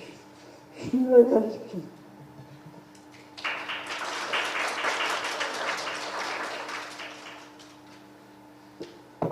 Բարև ձեզ, Արև Մերկոնյան, Լույսի կամուրջ հասարակական կազմակերպություն։ Նախ ուզում եմ նշել Կարինեյենց տարածած այլասերվածներից մեկը ես եմ։ Հերիք չի սեռական կյանքով ապրել եմ, նաև բալիկ ունեմ։ Բարակել եմ ինձ։ Հիմա Կարինեի բարձրացրած խնդիրներից ավելի պրակտիկորեն ես կխոսեմ։ Կարինեյից կազմակերպությունը հետազոտություն է արել, իսկ ես ինքս առնչվել եմ այդ խնդիրներին, քանի որ հղիության ընթացքում պարբերաբար հետազոտությունների պիտի գնային, անմատչելիությունից սկսած մինչև վերաբերմունք, խոսեմ, երբ որ առաջին անգամ հասկացա, որ հղի եմ պիտի գնամ հետազոտման, ընկերուհուս հետ գնացի, երբ որ հանդիպեցինք հետազոտող բժիշկին, ընկերուհուս նայեց, ինձ վրա ընդհանրապես չնայեց, նայեց ընկերուհուս ասեց պարկե, ասեց, բայց ես չեմ հղին ինքն է, ինձ ցույց տալով, բժիշկը նայեց ինձ, նայեց ընկերուհուս, ասեց ձեռ ես առնում, ու ինքը ինձ հետազոտեց զուտ նրա համար, որ համոզվի մենք իրան ձեռ չենք առնում, ես իրոք հղի եմ, հետո բավականին շոկ ապրեց, մտածում էր կարողա բռնության եմ ենթարկվել, կարողա անկախ իմ կամքից եմ հղիացել, ինչ-որ տարօրինակ հարցեր, փորձում էր այնպես անել, որ ինձ չվիրավորի, շատ ավելի վատ էր անում, ու այդ ինֆորմացիայի պակասից է, կամ կարծրատիպերից է, չգիտեմ, որ մտածում են հաշմանդամություն ունեցող կանայք ընդհանրապես ունակ չեն սեռական կյանքով ապրելու, կամ մայրանալու, կամ ընտանիք կազմելու, իսկ ֆիզիկական անմատչելիությունը ևս մեկ խոչընդոտ էր, որովհետև հետազոտման սենյակը, սարքավորումները գտնվում էին հիվանդանոցի երկրորդ հարկում, երկրորդ հարկ բարձրանալը ինձ համար անհնար էր, որովհետև վերելակ չուներ, աստիճաններ էր միայն, ստիպված այլ սենյակում էին ինձ հետազոտում, որտեղ այլ անձինք կային, այդտեղ իմ ոնց որ անձնական կյանքի իրավունքն էր ոտնահարվում, իմ անձնական կյանքի գաղտնիությունն էր ոտնահարվում, հա, ի բաց բոլորի էր հետազոտությունը իրականանում, դա ֆիզիկական անմատչելիությունը, նաև կա շատ մեծ խնդիր, լսողության խնդիր ունեցող կանանց հետազոտման հետ կապված, որովհետև հիվանդանոցը չունի համապատասխան թարգմանիչը, մասնագետը, որ կարա բժշկի ու լսողության խնդիր ունեցողի հետ անմիջական կապ հաստատի, այդ դեպքում էլի կորում է լսողության խնդիր ունեցող կնոջ անձնական կյանքի գաղտնիությունը, երբ որ նա ստիպված իր հետ տանում է ուղեկցող, իր հետ տանում է սուրդոթարգմանիչ, կամ կարող է բժիշկը այլ մարդու կանչել, որ իրենց մեկ կապ հաստատի, և բազմաթիվ են խնդիրները, ֆիզիկական մատչելիությունից մինչև վերաբերմունք, ու այստեղ նաև ոչ միայն ինֆորմացիայի կամ, չգիտեմ, վերաբերմունքի խնդիր է, կարծրատիպի խնդիր է, նաև օրենսդրական դաշտի խնդիր է, որ չի կարգավորվում, սիրուն, հա, շենքային պայմանների կամ վերապատրաստման կամ չգիտեմ օրենքներ ունենք գրված, բայց կիրառման խնդիր ունենք, հա, ոչ միտեղ այդ պայմանները ստեղծված չեն եւ հիմա ոնց որ նշվեց ունենք նոր կառավարություն եւ մեծ հույսեր ենք կապում նոր կառավարության հետ, որ թեկուզ մանր քայլերով մենք կգնանք առաջ ու մի քանի տարի հետո չենք խոսի նման խնդիրներից, այլ ավելի կենցաղային, ոնց որ խոսում են հաշմանդամություն չունեցող մարդիկ, այլ խնդիրներից կխոսենք։ Երևի այսքանը, փորձեցի սեփական փորձով ներկայացնել խնդիրները, շնորհակալ եմ։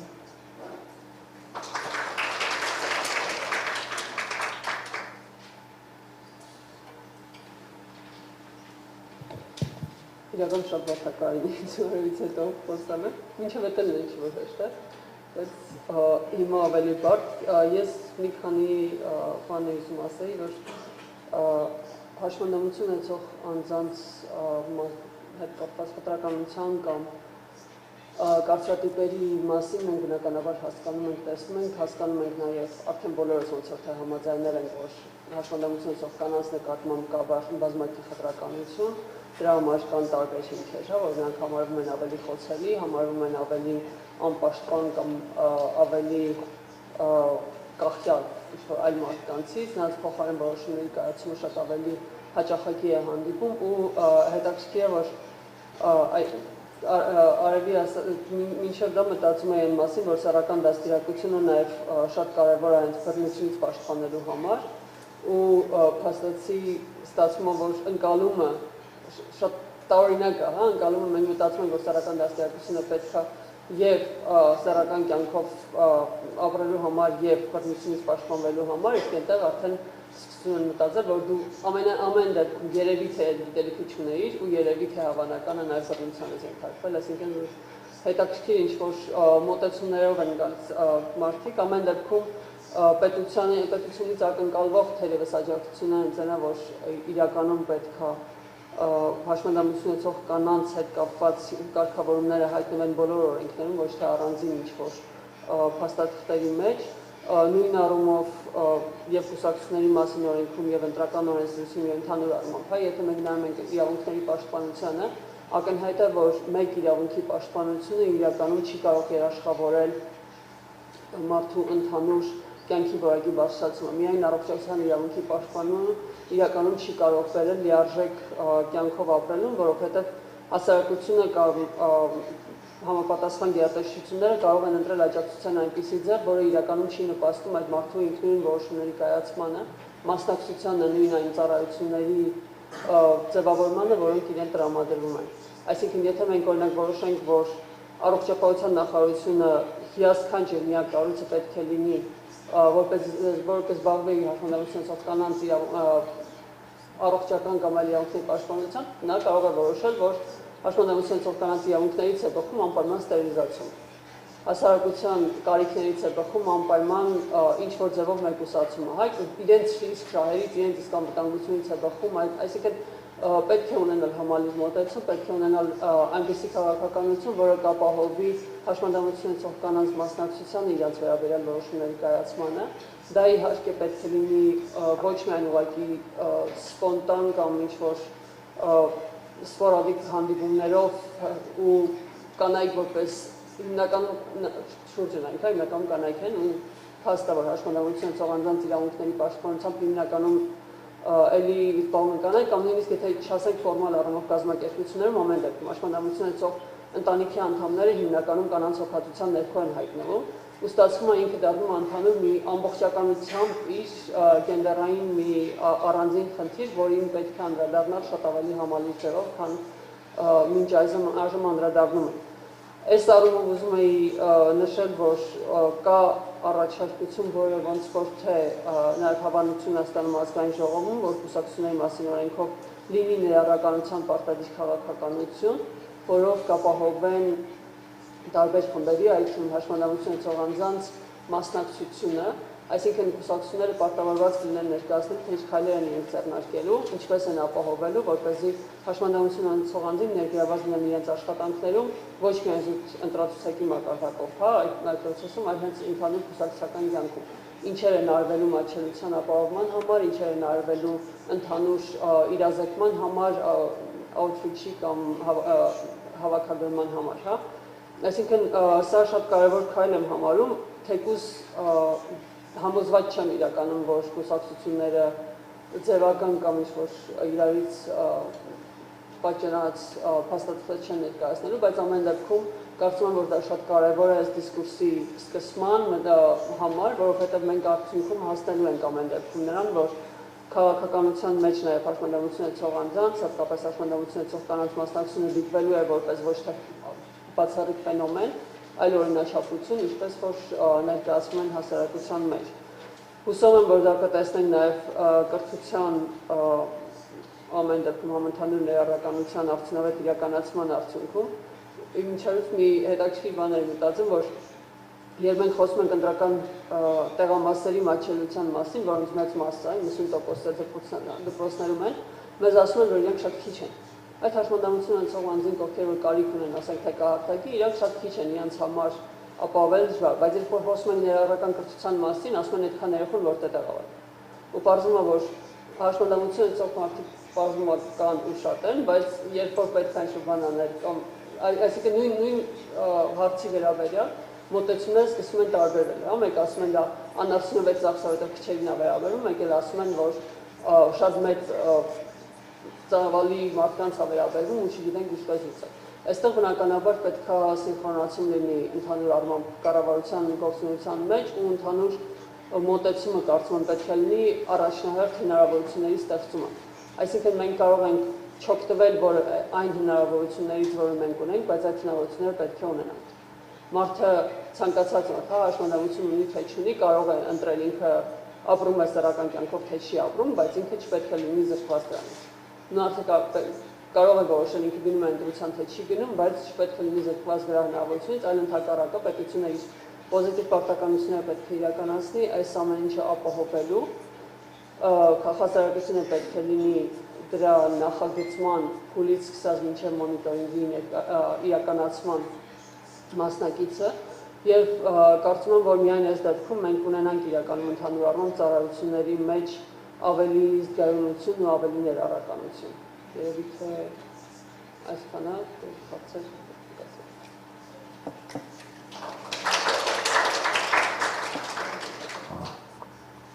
Good. So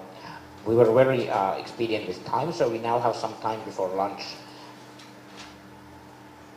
And our three panelists will remain here, and now we can proceed with, if you want to have, we can have a joint conversation. If you want to present questions, and when you have questions, you can present them to the whole panel, or you can, if you have a specific question targeted to individual, you can say it.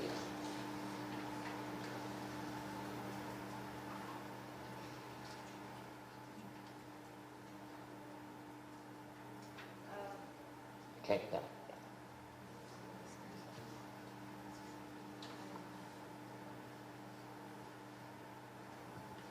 Բարևձեզ, ուզում եմ ես կայանանեմ, ներկայացնում եմ Գյումրի ագատ հաշմանդամություն ունեցող կանանց իրավունքների պաշտպանության կենտրոն հասարակական կազմակերպությունը։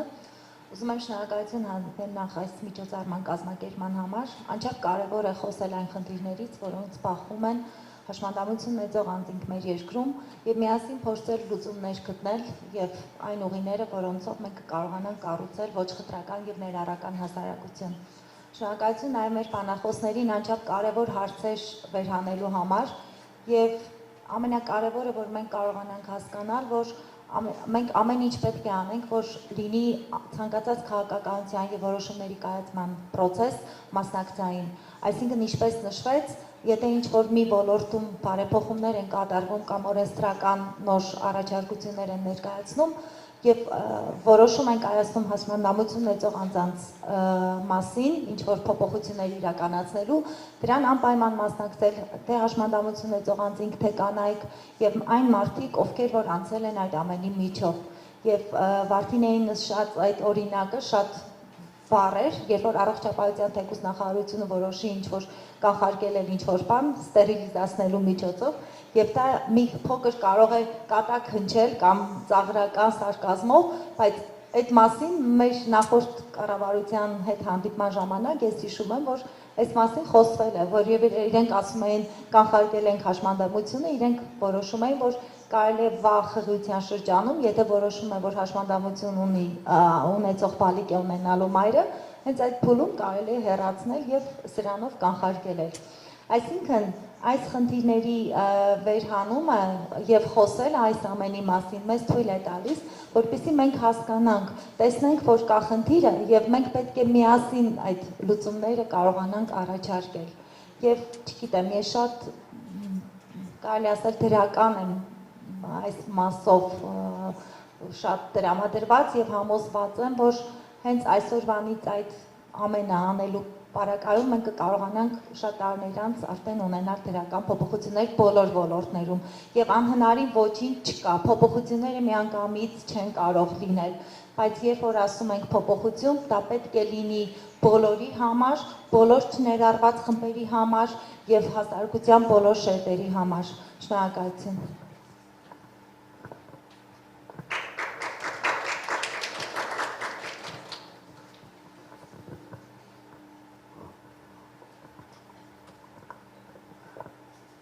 Շնորհակալություն, իրոք շատ հետաքրքիր եւ այսպես ասած տաբու կոչվող մեր ավանդապաշտ հասարակության մեջ թեմա։ Ես ուղղակի կոմենտի կարգով իմ գործընկերներն են, ձեզ լավ ճանաչում եմ, ուղղակի ձեր կարծիքը հա է սրա հետ կապված, որ ինչպես կարելի է աշխատել, բացի համագործակցությունից։ Դուք նշեցիք, որ միշտ ֆիքսվում են մեկ ուղղությամբ, այսինքն եթե խոսում ենք հաշմանդամություն ծողանձանց մասին, մտածում ենք նախարարություններից ցավոք սրտի։ Միայն առողջապահության նախարարություն եւ սոցիալնախարարություն, ուրիշ նախարարություն չեն մտածում։ Ինչպես անենք, որպեսզի մյուս նախարարություններն են մտածեն, որ հաշմանդամություն ծողանձիկ նաեւ հասարակության անդամ են, որովհետեւ եթե ես հարկային կոմիտեի տեսչության կոմիտեի ղեկավարին հարց եմ տալիս ձեր կայքի մաչելության համար հաշմանդամություն ծողանձանց համար, ինքը պարզաբանում է, որ դու մտնում ես 20%-ի մեջ եւ ես չեմ կարող զոհել իմ 80%-ին քո 20%-ի համար։ Այսինքն, բայց սա մի քիչ ներքին հարց է, մեկ շաբաթ հետո ես իմանում եմ պարգևատրումների մասին հենց իրեն 14 միլիոն։ Հիմա ինչ կարելի է անել, հարգելի գործընկերներ, մի փոքր ես գիտեմ, բայց ձեր կարծիքներն են բոլորիդ է ուղղում, որպեսզի մյուս գերատեսչություններ լինեն, նախարարություններ լինեն, մի խոսքով բոլորը մտածեն, որ նաև հաշմանդամություն ծողանձիկ նաև իրենց բաժիններին է վերաբերվում։ Շնորհակալություն։ Անուշ, այդ մարդուն պետք է ասեիր, բայց հիշում ես չէ, որ ժողովրդի 8%-ն է հեղափոխություն արել։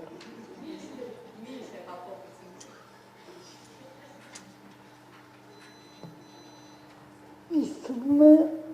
պետք է հաշմանդամություն ունեցող անձինք իրենց նախաձեռնող եւ հայտնում են բոլոր այն տեղերում, նույնիսկ եթե իրենք չեն սպասում։ Օրինակ, մեր կազմակերպություն տարբերում է անդամակցելով ոչ միայն հաշմանդամություն ունեցող անձանց իրավունքներով զբաղվող կոալիցիաներին, բայց մեր կազմակերպությունը օրինակ անդամակցում է ընդդեմ կանանց բռնության եւ հակախցականության կոալիցիան։ Անդամակցելով տարբեր կոալիցիաներին մենք կարող ենք ձայնը պայսացնել եւ իրադրությունը պայսացնել։ Ես տարիներ փորձեցի տալիս, որ կոալիցիայի մյուս կազմակերպության անդամները եւ սկսում են խոսել հաշմանդամություն ունեցող անձանց իրավունքների մասին։ Այսինքն պետք է մենք չհուսահատենք, մենք մեր ասելիքը պետք է ասենք եւ հայտնվենք ամեն տեղ, նույնիսկ եթե մեզ չեն սպասում։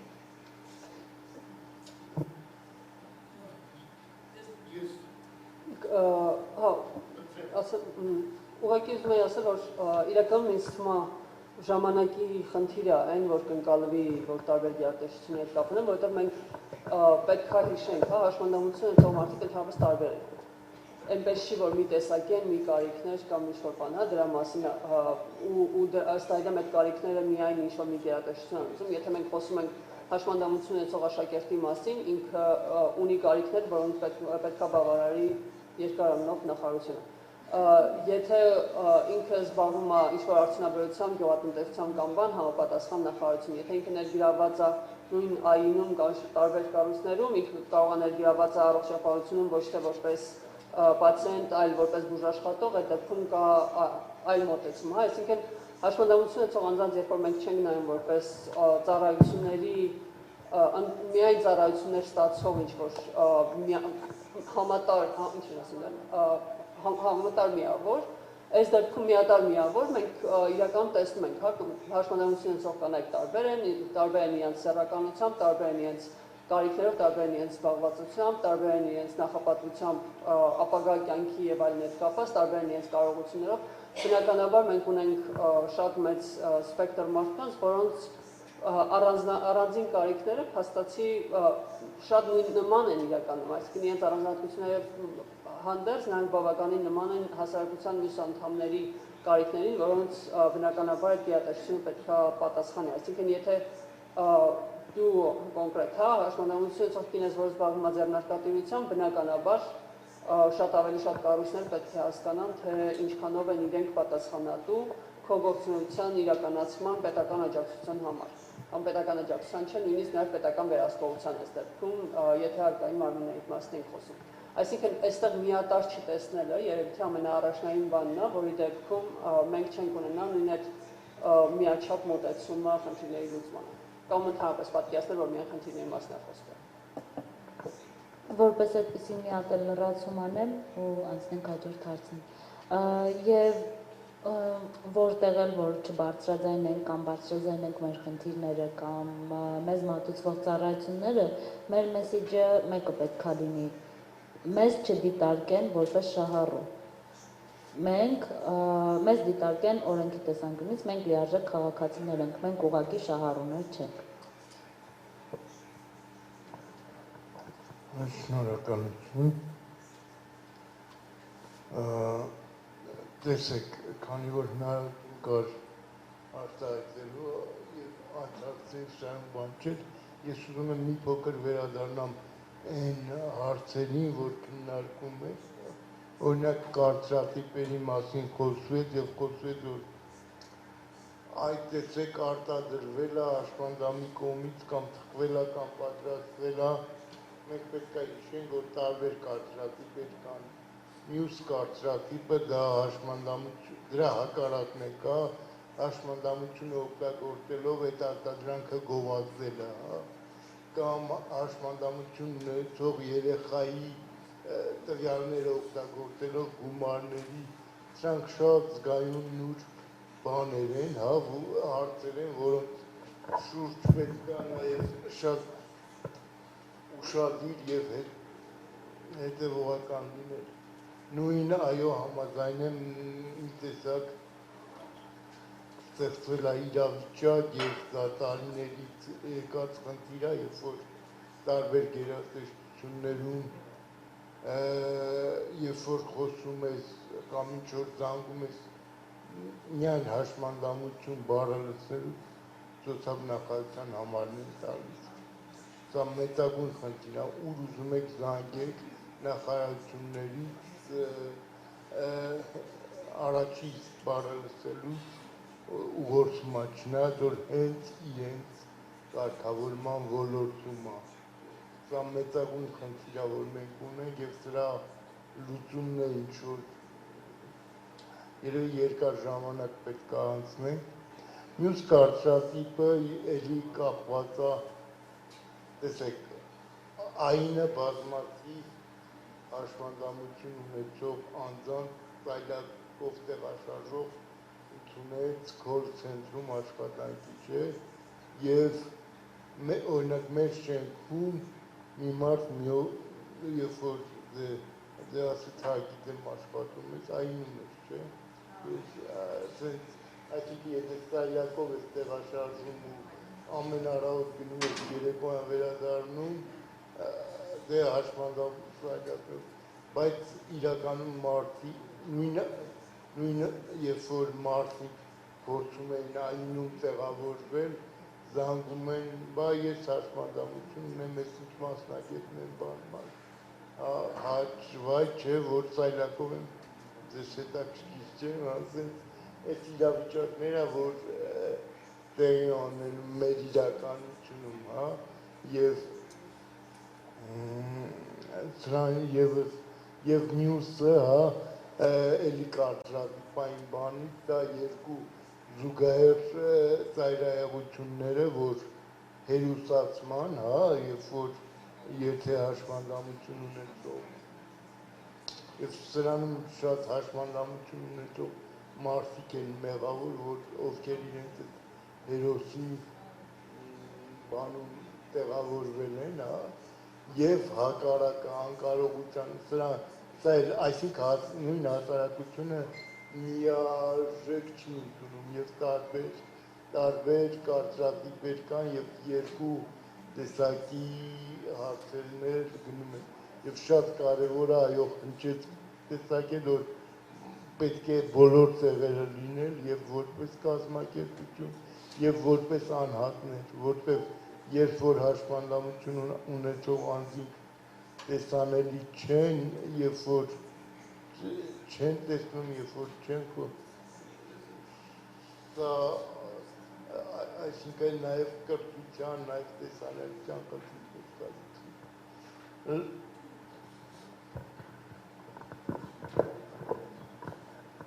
Ես էլի իմ սեքյան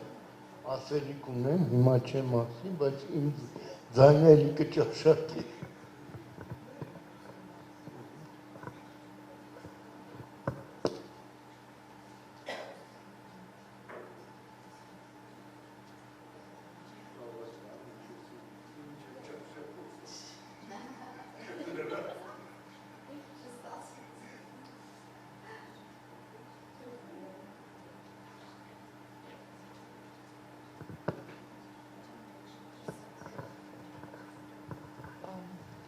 Շնորհակալություն բոլորին եւ ելույթների համար եւ հետաքրքիր մտքերի համար։ Մի բան ուղղակի ես ուզում եմ ասեմ, որ հաճախ մենք ունենում ենք այդ խնդիր եւ կանանց իրավունքների եւ այլն։ Գիտեք, մենք միշտ մտածում ենք, որ այն մարդիկ, որոնք մեզ չեն ընդունում, չեն ուզում, իրանք ամեն ինչ գիտեն մեր մասին, ու էլի չեն ուզում։ Բայց մենք պետք է մի քիչ երևի էդ էլ հասկանանք, որ նույն, ասենք թե այդ օֆիսի աշխատողը կամ պետական ինչ-որ գործիչը, հա, ինքը միգուցե եւ այդքան էլ իրազեկված չի խնդիրների մասին, եւ այդքան էլ տեղյակ չի, թե չի հասկանում ինչ պետք է անի։ Միգուցե, չգիտեմ, որովհետեւ դա էլ է կարևոր, իրանց էլ մենք պետք է կրթենք, թե ինչ խնդիրներ ունեն հաշմանդամություն ունեցող մարդիկ, ինչ լավ ծրագրեր կան, հա, ներգրավման ավելի, միգուցե լավ փորձը կա միջազգային, որտեղ մենք ընդունում ենք կառավարություն, ես նես չի, որ կառավարության հիմա կողմից եմ խոսում, բայց ուղղակի մենք միշտ մտածում ենք, եթե կառավարություն մարդը նստել է, ամեն ինչից տեղյակ է, բայց երևի թե այդքան էլ չէ, հա, երևի մենք էլ նույն հասարակական սեկտորը, նույն ներկայացուցիչները պետք է ավելի երևի ճիշտ նշեցիք, որ պրոակտիվ լինեն, որ մի քիչ իրանց էլ ավելի մեր կողմը տանենք, հա, որ իրանք էլ դառնան մեր մարդը, բայց սա երևի էլի Հայաստանում նամանավան, քանի որ մենք այդ փորձը այդքան էլ չունենք, երևի ուրիշ երկրների փորձը, չգիտեմ, որ երկրում կա լավ փորձ, միգուցե Ֆինլանդիայում կա լավ փորձ, թե ինչպես այդ կառավարական ծրագրերի մեջ ավելի շատ ներգրավել մարդկանց, որ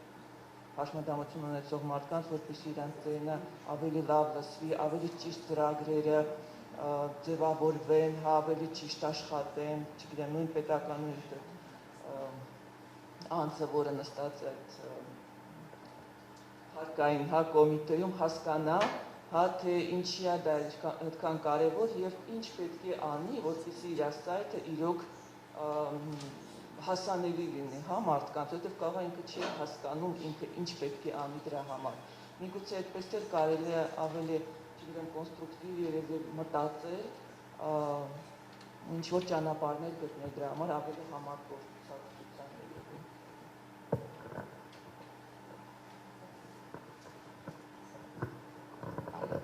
Well, I can quickly say that in the this whole issue of government participation is not that well also in Finland. And one of the methods that we have instituted is after we ratified the United Nations Convention on the Rights of People with Disabilities, we have in our equality law mandated all the municipality to have what we call the Disability Council. So every municipality has to gather from their disability organizations a council which meets regularly a few times a year, and then it's mandated to give its yearly review of issues with disabilities in that area. However, it's not legally very strong. What they can only do at the moment is they can advocate and they can ask for government or municipal government to do something, but they don't have any legal authority. So when it comes to like this, how can we participate people with disabilities more? It's still a very difficult process, because also in our political process, because election costs are very high and we have very few. It would be very difficult. Disabled people still are such marginalized group that with disability issues it's very difficult to gather enough population to be elected very well. So it would be very difficult currently with our population structure to have someone running a very disability oriented council. So we have lots of politicians who are very well informed and advocate on disability issues, but disability is never the major theme. It's always that it's part of some larger part of political advocacy. So it's very difficult, and this kind of disability council mandate, the way it should work is that we should have some kind of a binding mechanisms that there should be a councils of people with disabilities, and then they should be heard. What we do have, however, at the national level, maybe someone can tell how it is in Armenia, but when we have ratified the UNCRPD,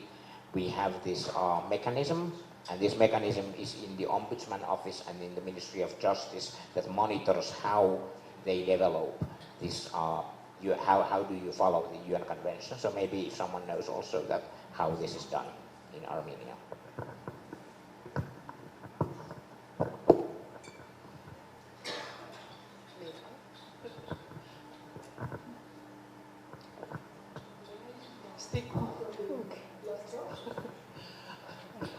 Ես ուզում եմ ասել նաև, որ կոնվենցիան, որը մենք խոսում ենք նոր կոնվենցիայի մասին, բավականին նոր մեխանիզմ է եւ բավականին երկար ժամանակ է պետք եղել, որպեսզի այդ կոնվենցիային մակը գա եւ դարձնի կարևոր գործիք պետությունների համար աշխատելու եւ հասարակական սեկտորի աշխատելու։ Եվ մենք իրար հետ համատեղ պետք է երկար ճանապարհ անցնենք ուսումնասիրելու, հասկանալու, ինչպես կիրառենք այդ կոնվենցիան Հայաստանում։ Հայաստանը վավերացրել է, բայց բավականին հասկանալ է պետք է բոլոր դրույթները կոնվենցիայի, ինչպիսի գործիքներ է պետք ստեղծել, ինչպիսի նոր օրենսդրություն պետք է։ Ու երևի ինձ թվում է, ինչպես Վիկտորիան ասեց, այս երկխոսությունը շատ կարևոր է, որպեսզի չեմ կարծում, որ մենք բոլորս գիտենք ինչ խնդիրներ ունեն մարդիկ, այդ մարդիկ նրբությունը այդ խնդիրների, խնդիրները պետք է գա, ոնց որ ասած, անձերի կողմից։ Այդ պատճառով այս երկխոսությունը շատ կարևոր է եւ ես ուզում եմ ասել, որ շատ շնորհակալ եմ այսօր ինքս էլ բավականին շատ խնդիրներ ինձ համար բացահայտեցի։ Շնորհակալություն։ Ուզում եմ արտաքին Թոմասին պաստացած հարցերին,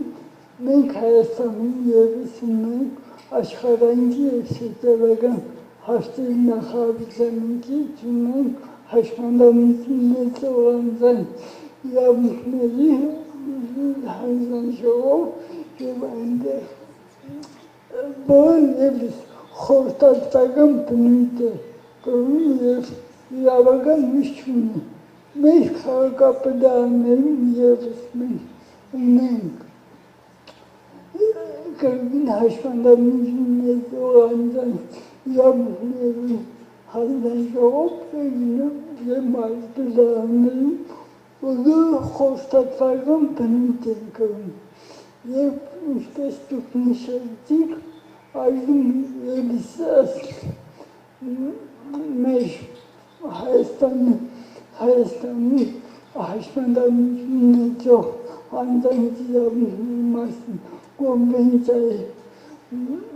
իրականացման մոնիտորինգը իրականացնելու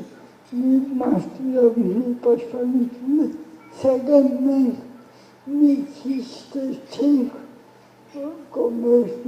ճիշտ է, ինչպես պետք է լինի, և ուզում ենք փոփոխություններ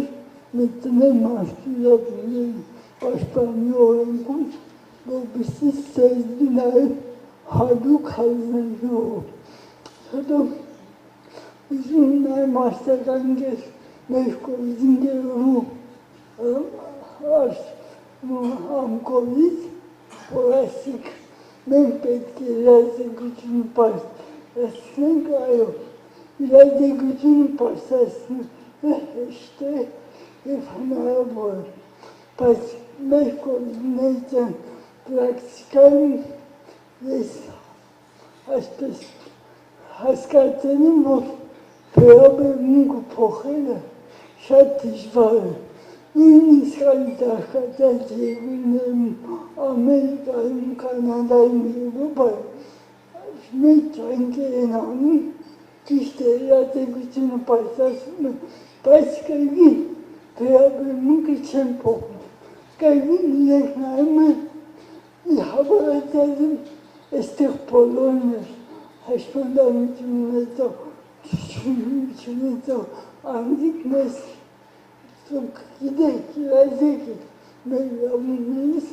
բայց դու կրկին մեզ տվում եք որպես հաշմանդամություն ունեցող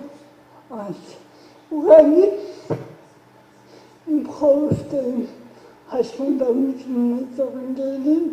մենք պետք է համակերպենք դրա հետ, որ վերաբերմունքը դժվար է փոխել, մենք առաջ տանենք մեր իրավունքները, ինչպես ամերիկացիներն են ասում, I don't care what you think about me.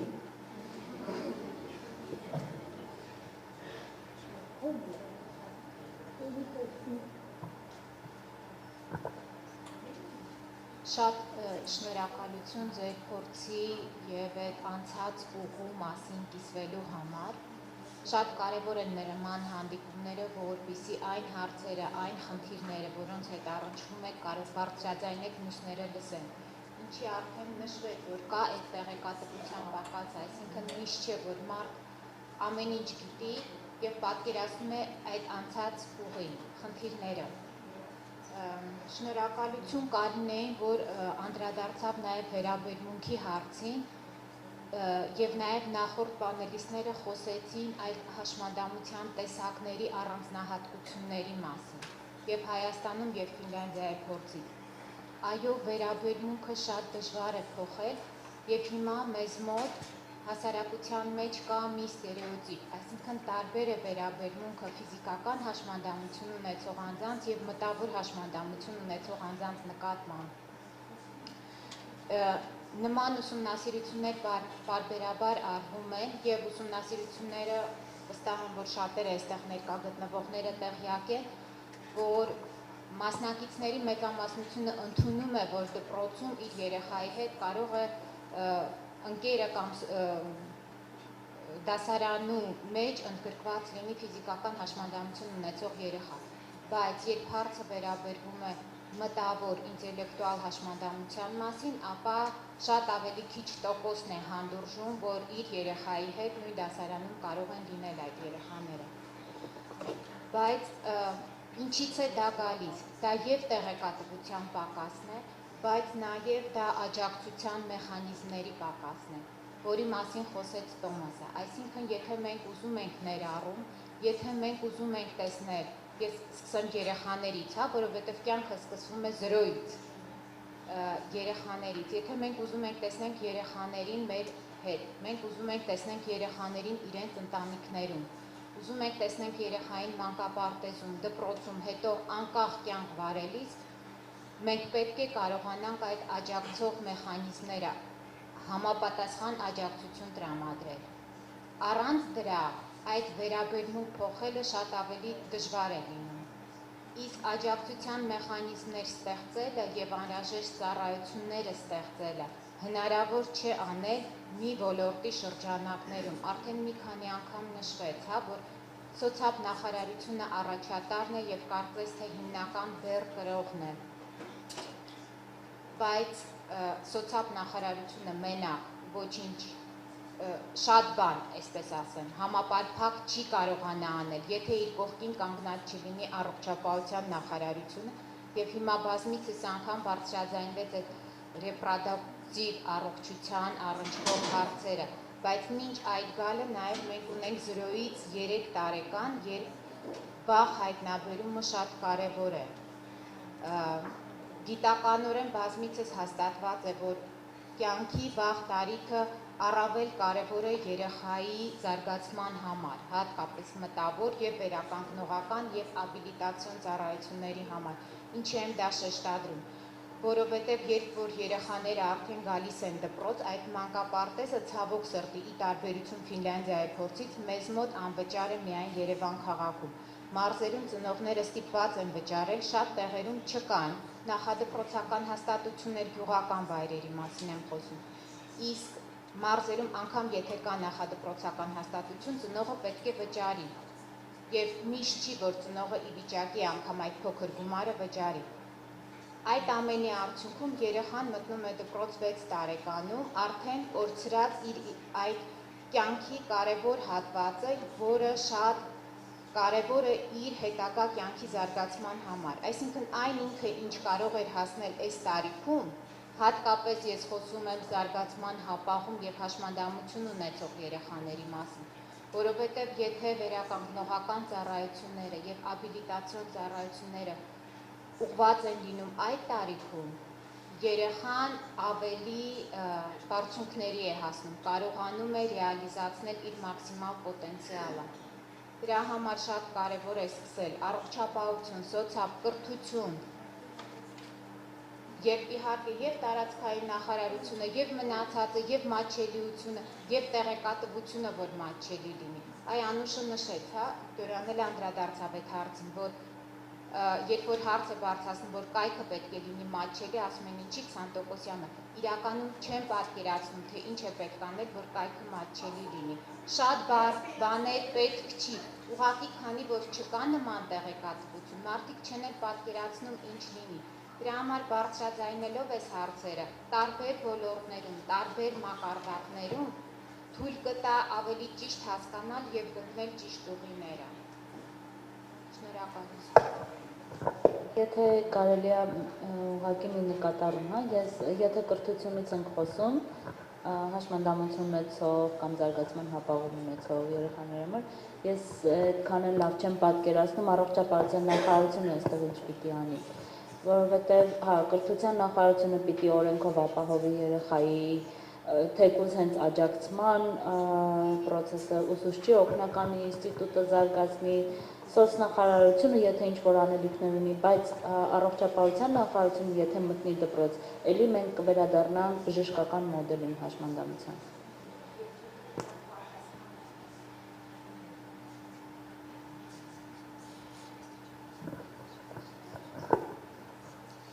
Առողջապահության նախարարությունը երևի թե ես շատ թռուցիկ նշեցի, որ 0-ից սկսած պետք է ներգրաված լինի, որովհետև 0-ից 3 երեխան կրթությունում չի հայտնի։ Անգամ մանկապարտեզ մտնելը դա սկսվում է 3 տարեկանից, 0-ից 3-ը դա այն հատվածն է, երբ որ երեխայի հետ անմիջական առնչություն ունի առողջապահությունը եւ սոցիալ նախարարությունը, կրթությունը այդ պահին երեխային չի տեսնում։ Իսկ ինչի դպրոցի մասին նաև նշեցի, որովհետև մենք ունենք տարբեր երեխաներ, կարիքները տարբեր են։ Եթե մենք ունենք երեխա, ով կարող է ցնցումներ ունենալ կամ ով կարող է դիաբետ ունենալ եւ որի արդյունքում ինքը պետք է ժամանակով ինսուլին ստանա, լավ կլինի, որ եւ ուսուցիչը եւ ուսուցչի օգնականը տեղյակ լինեն այդ ամեն ինչից։ Իսկ այդ գիտելիքը Այո, բայց այդ գիտելիքը կարող է տալ բուժ աշխատողը, ով որ մանրամասն պատկերացնում է, թե ինչ կարիք ունի տվյալ երեխան։ Այո, բուժկետեր կան, ուղղակի անդրադառնամ այդ հարցին, քանի որ մենք շատ հաճախ մարզեր այցելում ենք եւ դպրոց եւ մանկապարտեզ, հատկապես շփվում ենք եւ բուժքույրերի հետ, այո, իրենք կան, բայց ցավոք սրտի այդքան էլ ներգրաված չեն։ Եվ երբեմն անգամ տեղյակ չեն, թե մանկապարտեզում, թե դպրոցում ինչ առանձնահատկություններով երեխաներ ունեն։ Այսինքն էլի տեղեկատվության պակաս կա, որ բոլորը միասին պետք է կարողանան դա անել։ Ոչ տեսանելի հաշմանդամության դեպքում երեխայի կամ երիտասարդի երեխաների դեպքում իրենց ծնողներն են որոշում իրենց երեխայի առանձնահատկությունը կամ հիվանդությունը որպես այդպեսին ասեն, թե չէ։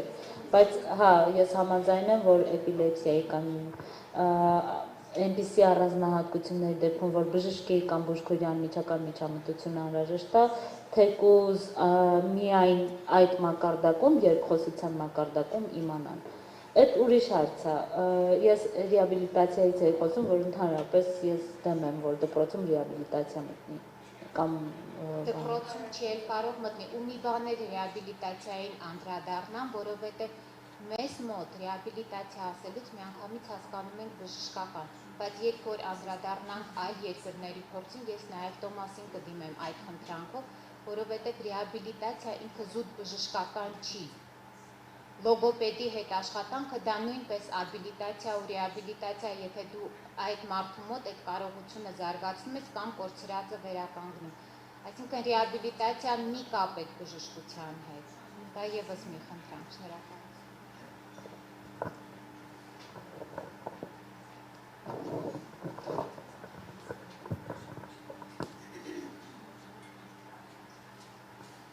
Ողջունում եմ բոլորին, Մարդահրավերների պաշտպանի աշխատական Տաթևիկ Մանուկյան, շնորհակալություն եմ հայտնում բանախոսներին, որոնց պատմությունները նաև ոգևորիչ էին մեզ համար։ Ցանկանում եմ նշել, Կարինեն նշեց, որ 2018 թվականին արդեն մարդու իրավունքների պաշտպանին է վերապահվել Մալկի հաշմանդամություն ունեցող անձանց իրավունքների մասին կոնվենցիայի մշտադիտարկում իրականացնելու լիազորությունը եւ արդեն իսկ առաջիկայում կստեղծվի նաև հաշմանդամություն ունեցող անձանց իրավունքների պաշտպանության բաժին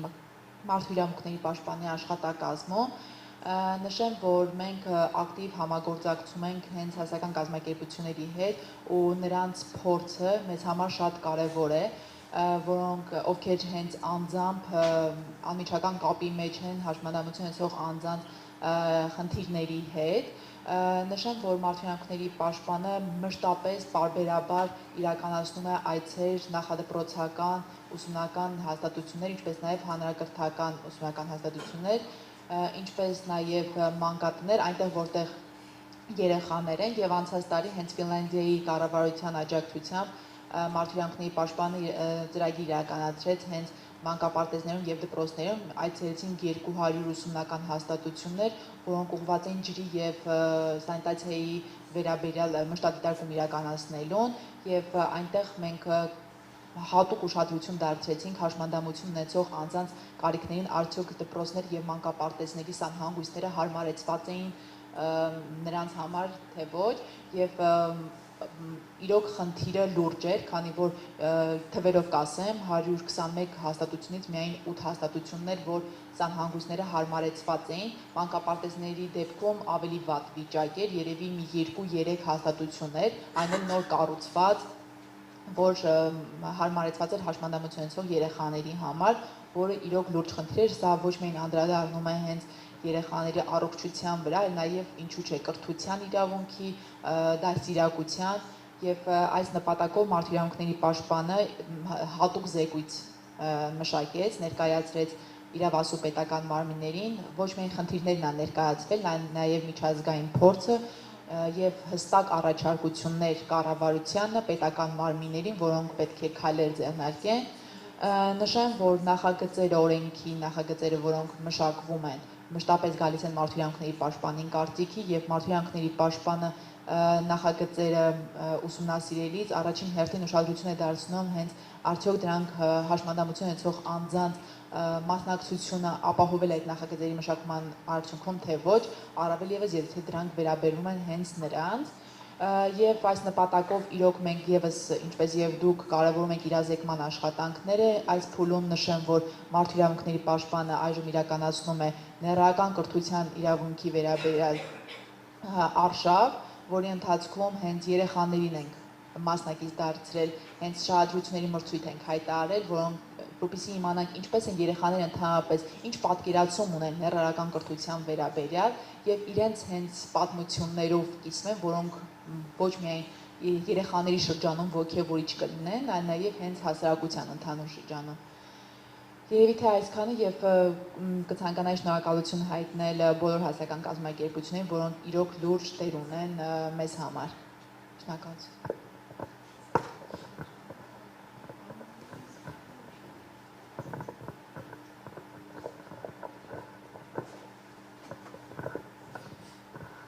Շնորհակալություն։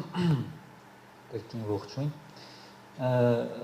Վեբ մատչելիության մասին խոսեցինք, ին մեկնաբանությունը ուզում էի դրա վերաբերյալ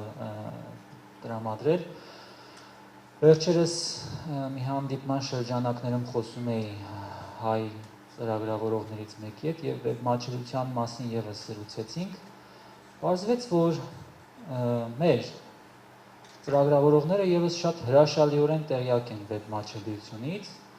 եւ ավելին նրանք կարողանում են եւ նրանք պատրաստում են մատչելի կայքեր, որովհետեւ նրանք ասացին, որ աշխատում են Ամերիկայի Միացյալ Նահանգների, պատվերների հետ, նահանգներից եկող պատվերների հետ։ Եվ փաստորեն ինչու՞մն է խնդիրը։ Խնդիրը էլի օրենսդրական դաշտում է։ Փաստորեն Ամերիկայի Միացյալ Նահանգները, եթե չեմ սխալվում, 509 կետից բաղկացած օրենք ունի, թե ինչպես պետք է կայքերը պատրաստվեն, վեբ մատչելիության վերաբերյալ։ Եվ փաստորեն այս մարդիկ պատրաստում են կայքեր ԱՄՆ-ի համար, այդ 509 կետերից օգտվում են, նրանք տեղյակ են, բայց քանի որ Հայաստանում չկա նմանատիպ օրենք եւ մենք հաշմանդամություն ունեցող անձինքս էլ, այսպես ասած, մեր ձայնը լավ չենք բարձրացնում այդ առումով եւ չենք ջատագովում, չեմ ուզում ասել, չենք ճնշում, դրա համար մեզ մոտ կայքերը մատչելի չեն դառնում, բայց չեն ստեղծվում։ Առաջին հերթին իմ կարծիքով պետք է այդ օրենսդրական կարգավորումները ունենալ։ Ես չգիտեմ դա կլինի 509 կետ թե 344, չգիտեմ, բայց ամենայն դեպս մեզ մոտ էլ այդ կարգավորումները պետք է փաստորեն լինեն, որից հետո կարծում եմ առաջընթացը կլինի։ Շնորհակալություն։ Thank you. We can continue also this conversation after the second panel. We will also have time to have roundtable kind of questions and answers. And now we would go to lunch. Yes, and just a practical announcement. The lunch will be served at the second floor at restaurant Gold. It will be a buffet lunch, and the staff of the restaurant knows that this the whole group is coming there, so there is space enough. And we will continue then 15 to 2. So be back then and enjoy the lunch. Thank you.